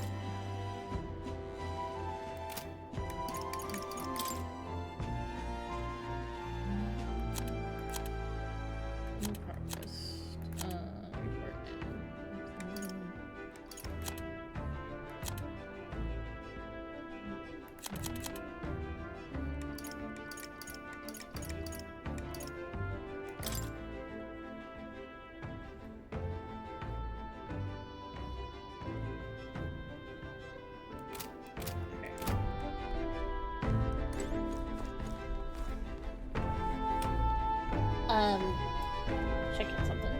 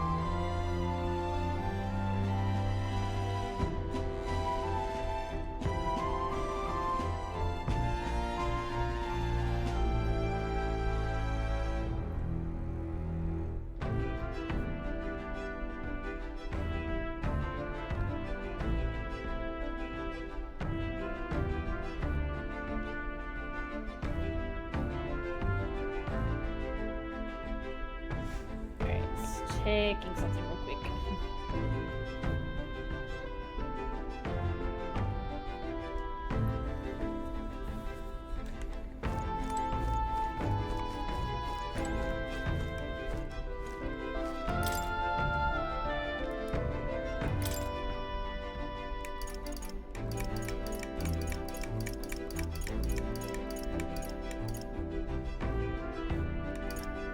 Of course I can't cook this because I don't have a white peach turnip. I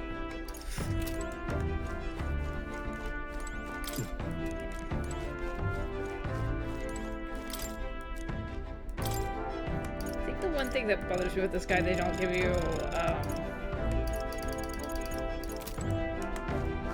know-how of when you're gonna have the right ingredients.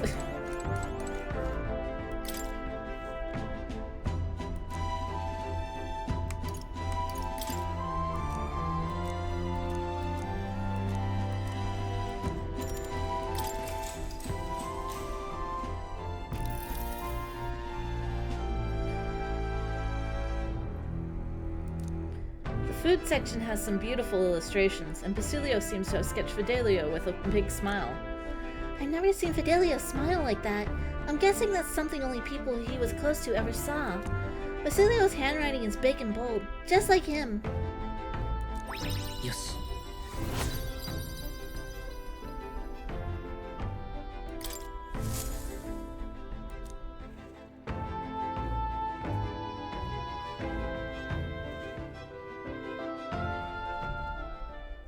Uh-oh.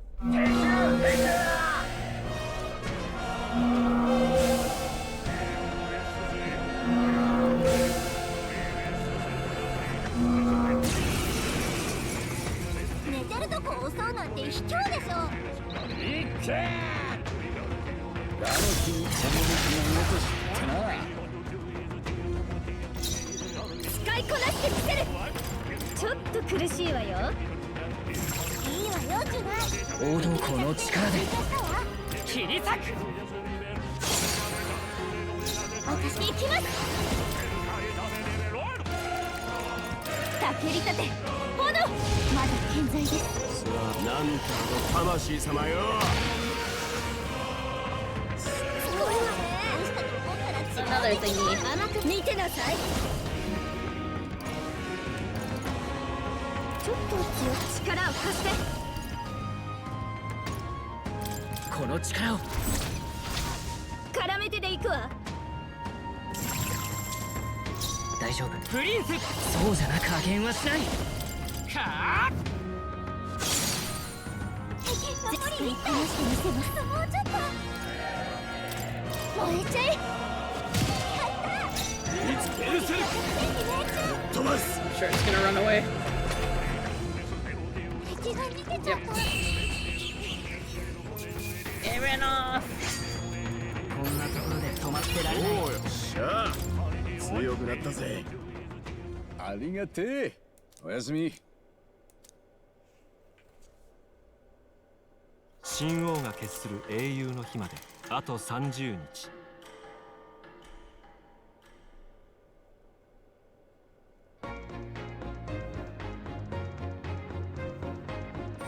何しようか。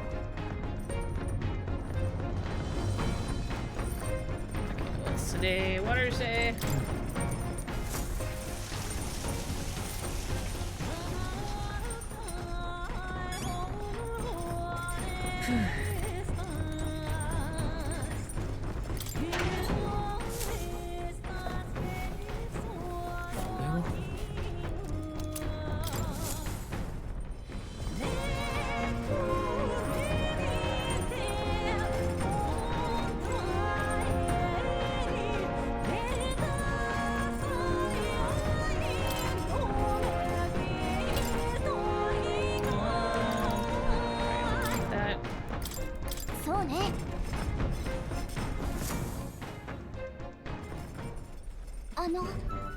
Do you ever pray to God? We pray in hopes that our greatest needs might be answered. Cooking is not so different. If you wish for it to turn out delicious, the ingredients will surely respond, though I suppose it's a little much to compare it to God. I pray with all my heart that every meal will turn out tasty. It does nobody any good to dwell on how tiring it can be. I started preparing the food with Yufa. The herbs we're grinding now will be the foundation of the flavor. Make sure you encourage them. Lastly, we chant a little incantation to ensure tastiness. Focus on your feelings. Ready? Say it with me. Levenga Toki Kushio. See? Our hopes and feelings are steeping in there now.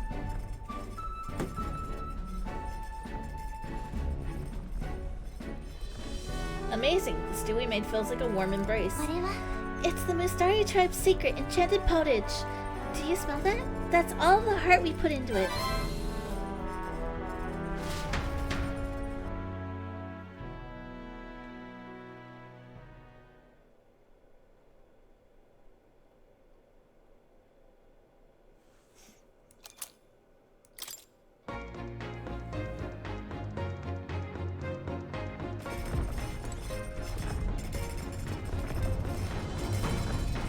The human hearts, they're quite a delicacy, you know?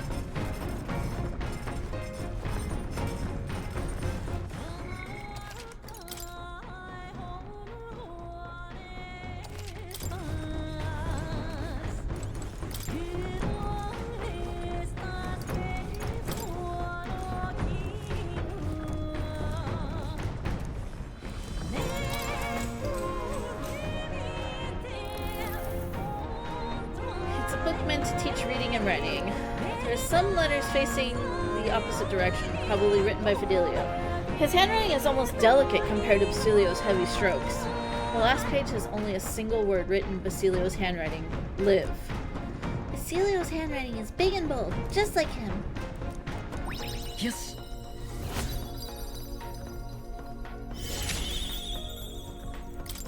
像魚それが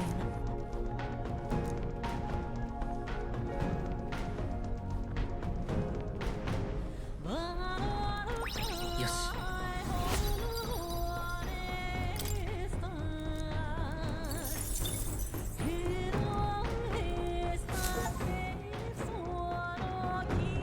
Yay, we read all the books.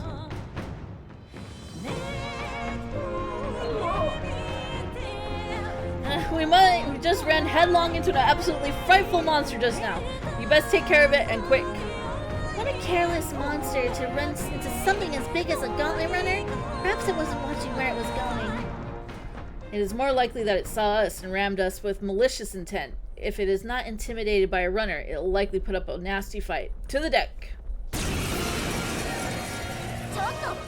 Yeah, it was an achievement.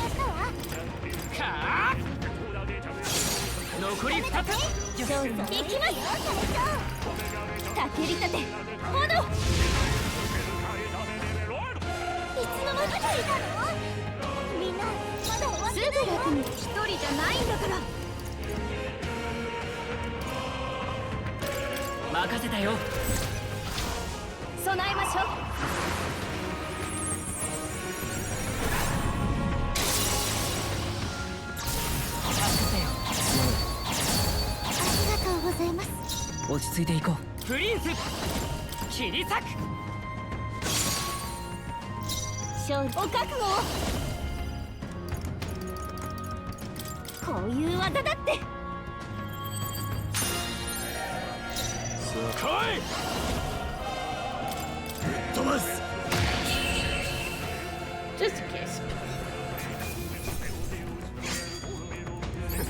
楽勝だぜ。その技、実戦で見るのが楽しみだ。新たな力。モンタリオ公国の東に位置する紅葉の美しい林道。しかしこの場所は見捨てられた道と呼ばれている。かつて飢饉にあった村が食いぶを減らすため、追い先短い者たちをこの道に置き去りにしたのだという。行き場をなくした者たちは怪物の餌となり、大地の養分となった。ほどなくしてこの道の木々は赤く美しく染め上げられたという。罪深く、しかし目を奪われるその景色の中に凱旋者は静かに足を止めるのであった。 Jeez, thanks. Can't feed you anymore, Grandma, so we're just gonna leave you on the side of the road.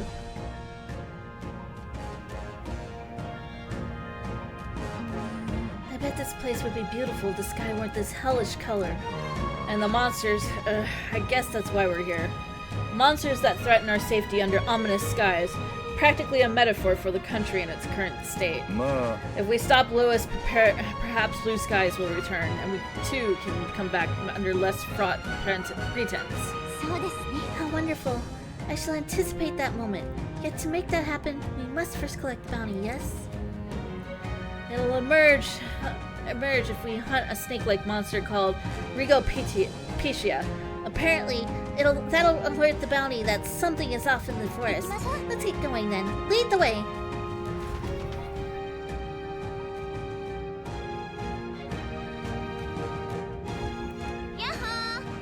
Oh, there you are. Glad I caught up with you.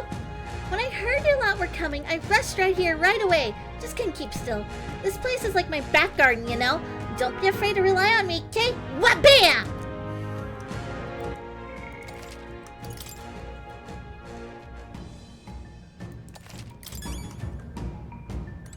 あの場所へ。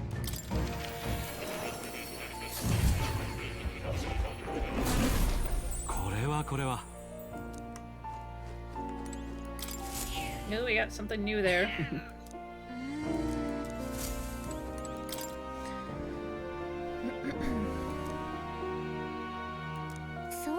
Oh, you figured out that the parts we can't read are written in Old World language, right?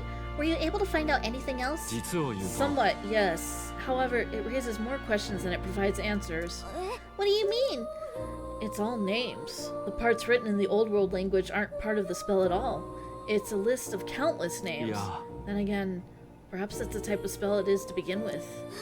Really? Kinda creepy if you ask me. Whose names are they anyway? I can't make heads or tails of all this Seeker and Royal Magic business. Perhaps the royal magic isn't the kind of spell we've assumed it is.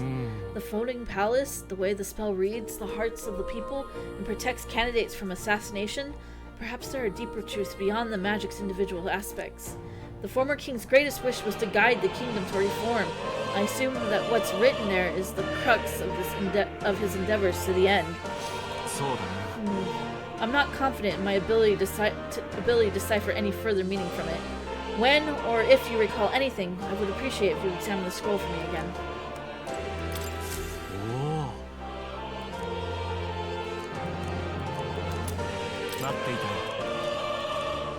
You awaken the Prince archetype. The power within your way of life has influenced even your allies, and now, signs of a power beyond imagination present themselves. It is the power of a true hero, one who shares and supports the perspective of the sovereign, such as a royal archetype. I hope you'll let me witness its power come to fruition. Yokoso.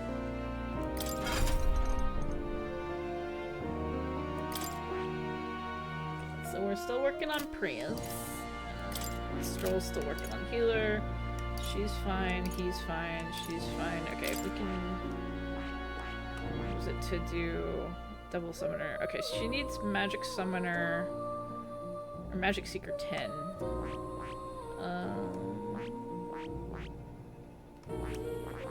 Where's Magic Seeker?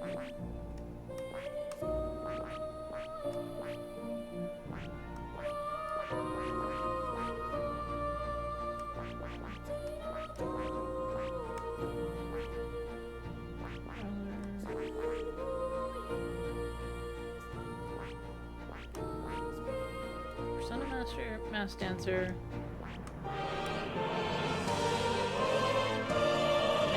Paladin Baker. Okay, yeah, we have to do. Okay, so she has to do Seeker. And then to Magic Seeker. Alright.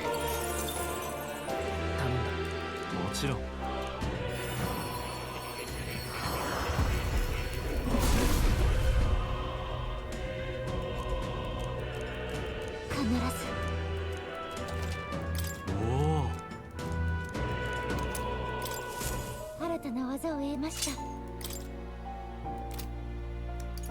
Basilio. Okay, so he can't do anything new with the Berserker talents until he gets to level 6. What should we do?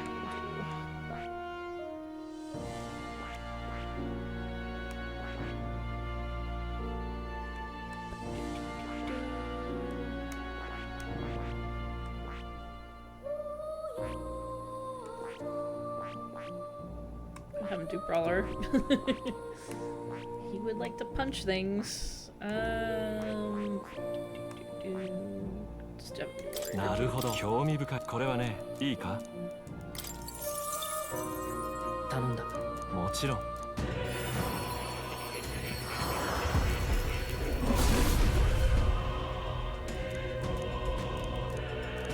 やってやる。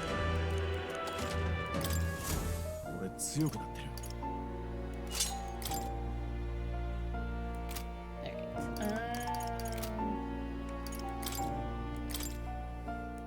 Probably would be a good idea to have some other skills.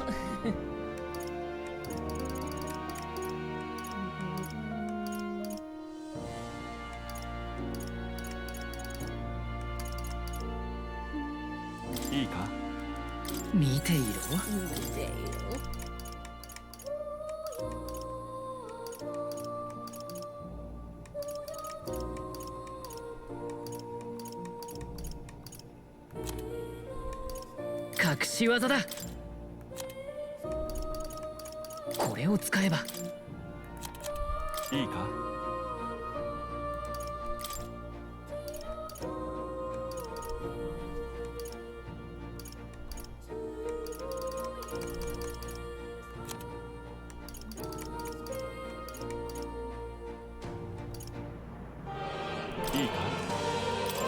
き技だ。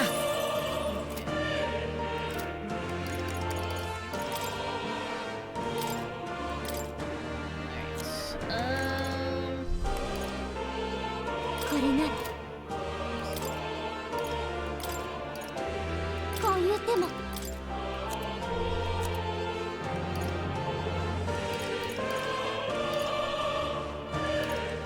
いいか。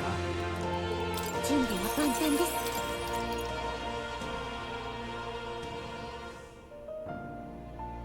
いいか。この技を。 Okay, she doesn't have anything passive abilities, so don't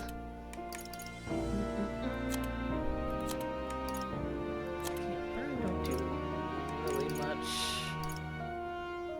いいか。備えはあります。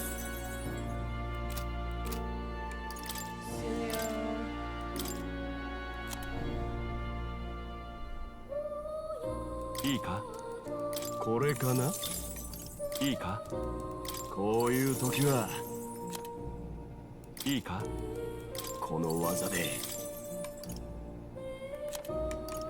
いいか。これかな。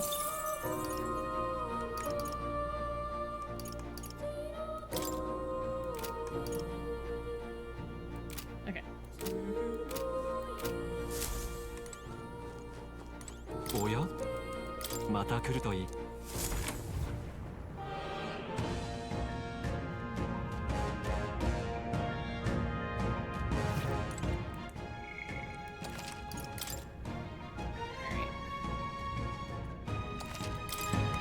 Let's go. じゃあ行こっか。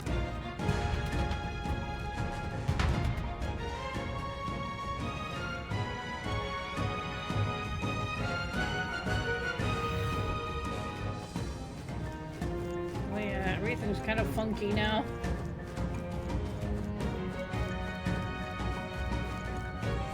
Oh, these guys.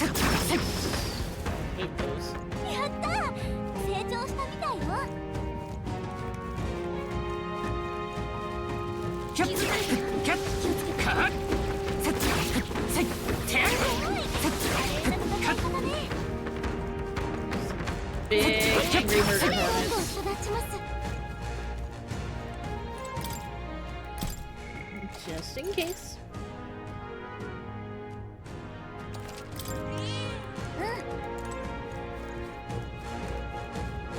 気づかれた。警戒して。さすが頼りになります。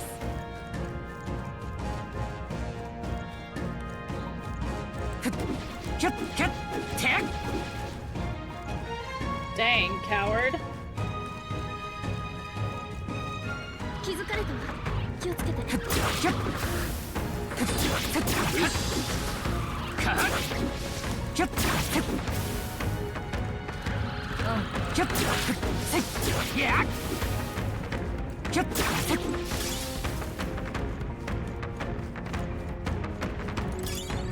えそうなものはもらっておきましょう。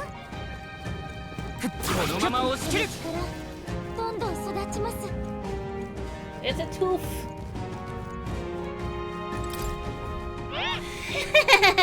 Hey kiddo, have you been collecting experimental materials? It's the talking tooth again. Any more good advice, Toothy?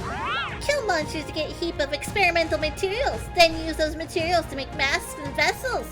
If you want to know what'll drop, ask your fairy friend. Wait, me?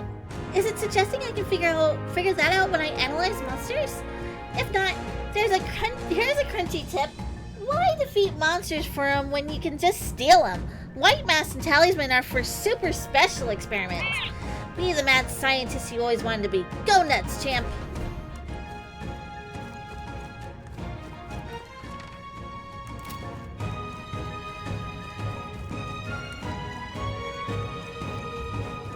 敵に見つかったか。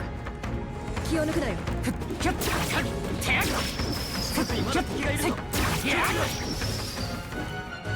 近くに敵はおらぬようだ。これで安心だな。やるじゃないか。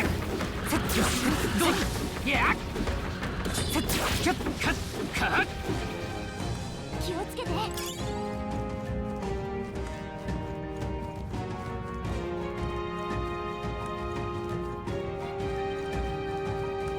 We fight. Not blowing up on my watch.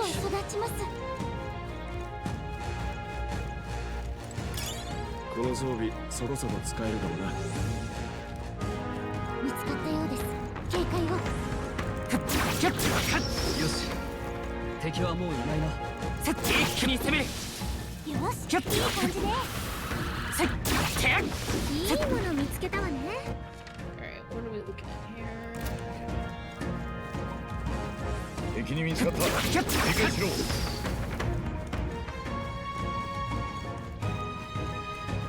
あいつら。Where you going? 押し切った。今だ。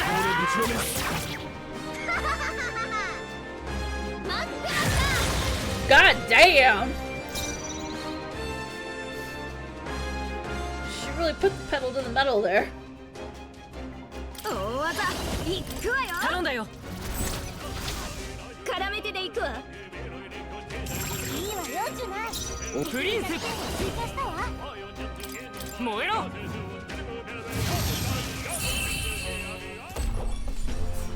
ちょっとかっこいいとどめだったね。お疲れ様。しゃあ。私も成長しているみたい。こいつはいけるぜ。まだ残ってるわ。注意して。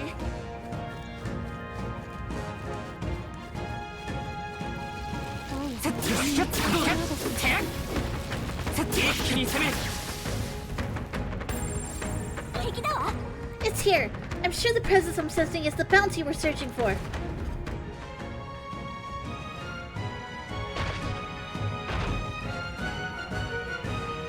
Well, it's a big boy. It's finally come out. You can't hide from us, and we're gonna take you down. Well, it sure looks the type that won't give up on A without a hassle. Guess I've got get my hands dirty on this one. Its visage betrays a great strength within. Come now, everyone, and give this fight your full attention. Here it comes. Brace yourself. Very angry. いけそうじゃない？待ってました。 God damn. I don't know. I think we could just use Katharina and be done.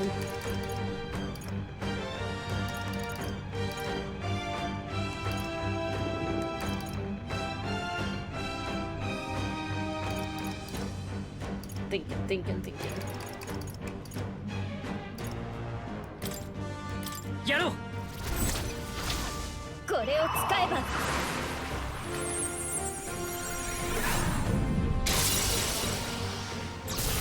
ありがとう。助かりました。王道行くぞ。切り裂く。悪将王の魂を、私に力を。蝕め。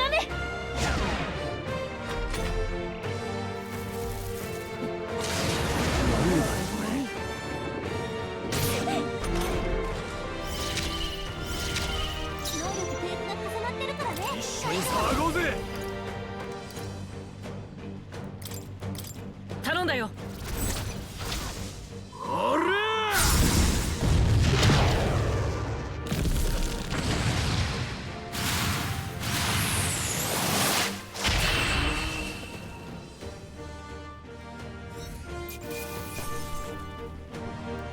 悪くない手応えだ。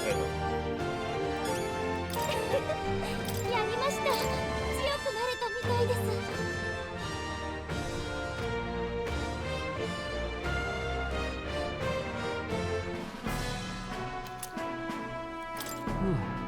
It's down, and somehow we're still standing. I'm just thankful we finished it off before it could attack anything nearby. I bet it's proper scary knowing something like this was so close by, and there's no doubt that other monsters like this are all over the land by now. Well, we can't see to the whole lot of them on our own. So our only recourse is to stop Lewis. If this situation is allowed to continue, we shall be left with a world where none are willing to aid each other. We must stop him. Indeed. And we're the only ones who can see to it. This is a weighty responsibility, yet one that we must nonetheless bear. First, we need to be sure we're ready for the fight. Let's go back to town and collect a reward. Let's explore. そうですね。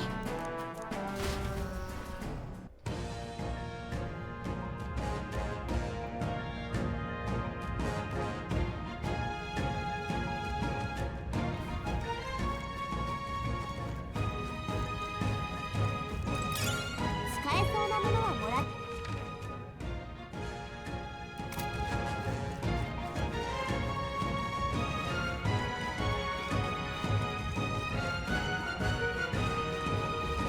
気づかれた。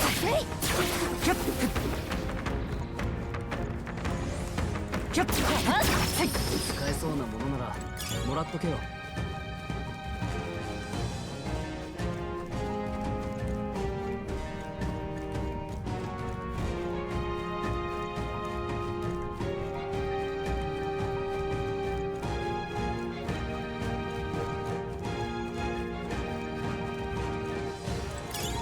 拾っておけ。何かの役に立つだろう。すごいな。Those things are annoying. 成長してるぞ。 I can do without those. Alright, I think we're done with this place.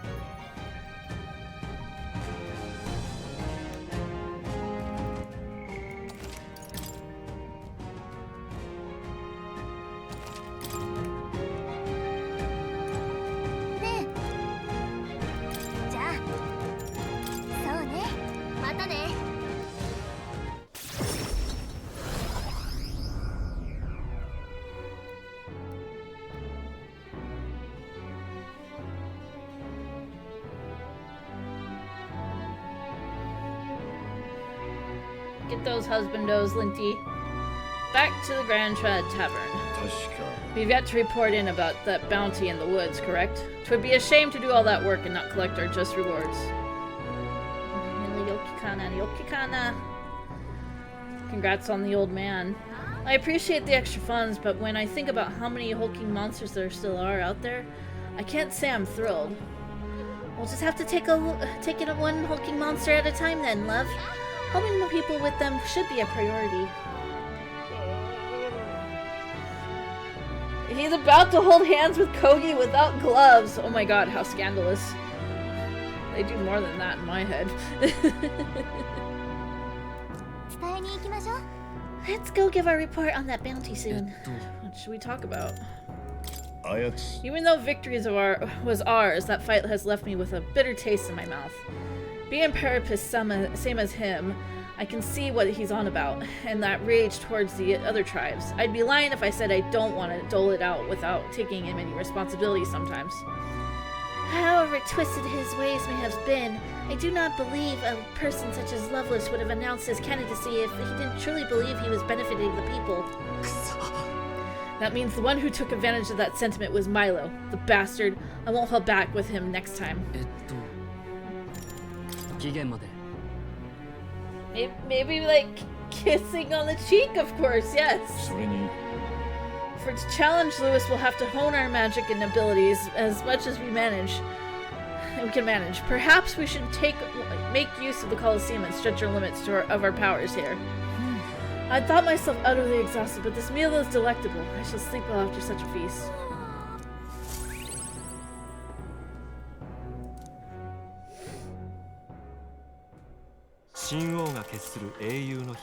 But touching diary gets publicized.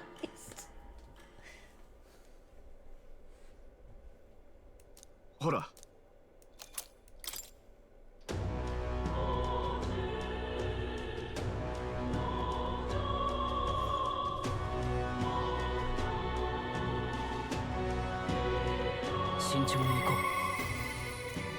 実はさて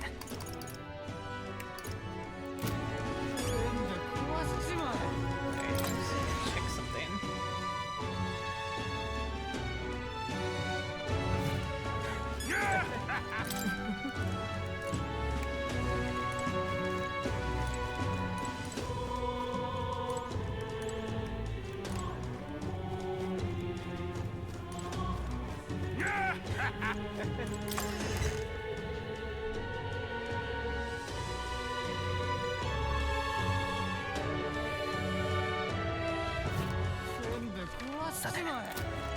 It's just a fairy. I thought there was a beetle hanging out.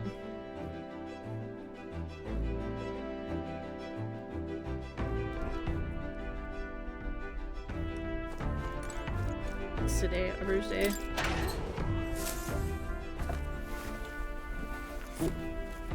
Thank you, Autumn Valley.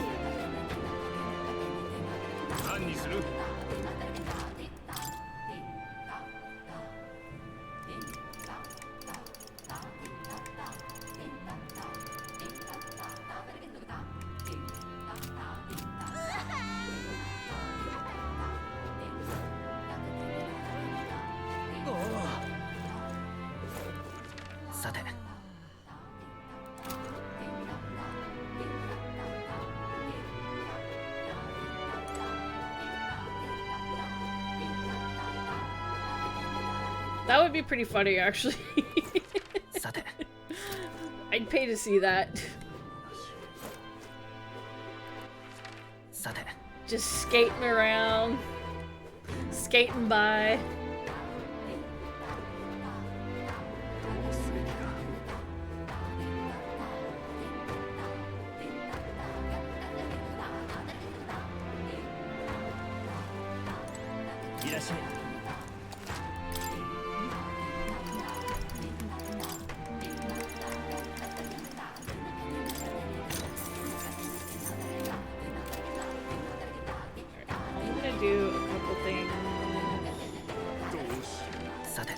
Before we head off for the night.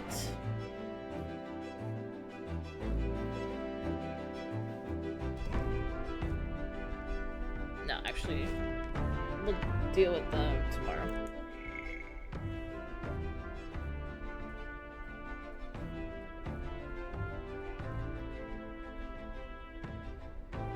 Yeah, we'll deal with them tomorrow.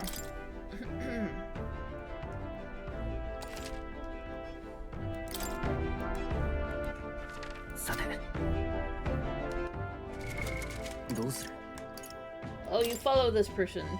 Hi, Carbon Fiber Man. How you doing?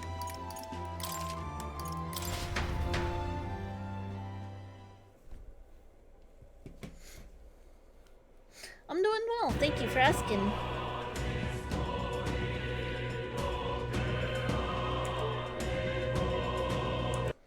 We are finishing up for the evening. It is that time of night. So yes, we are finishing up.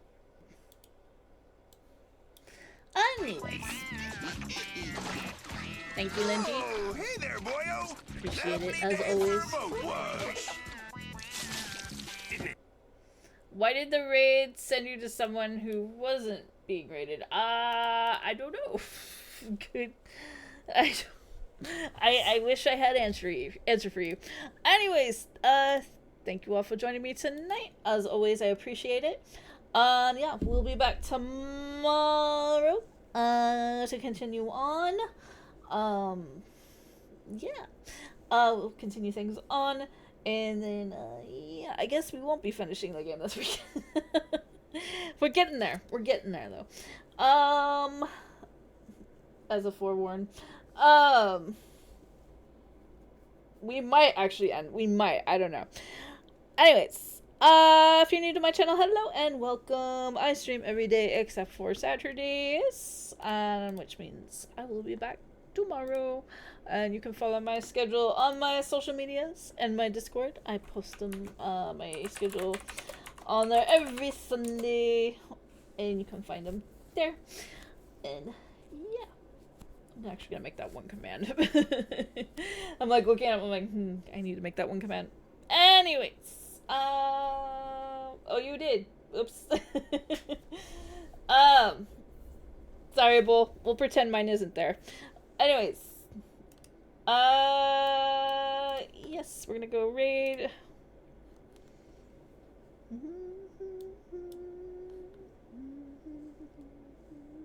But just pretend it was never there.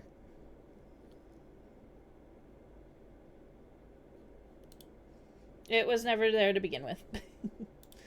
Let's see.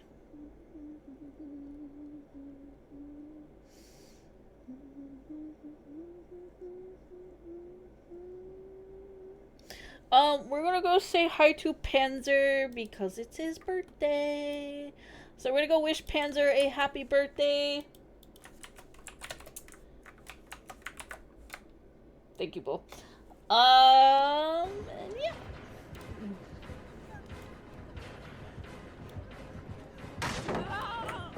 Alright, still got a chance. Still got a chance. It's fine. He's still got a chance. I'm gonna throw every pallet on you, lady.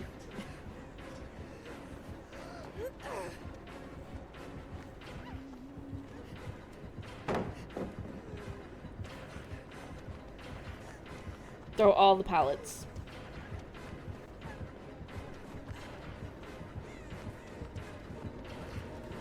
Got it!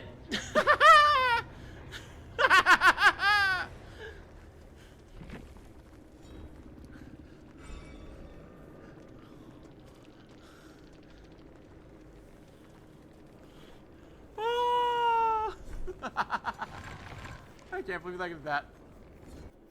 Anyways, have a good night, everybody. Let's give Panzer our love.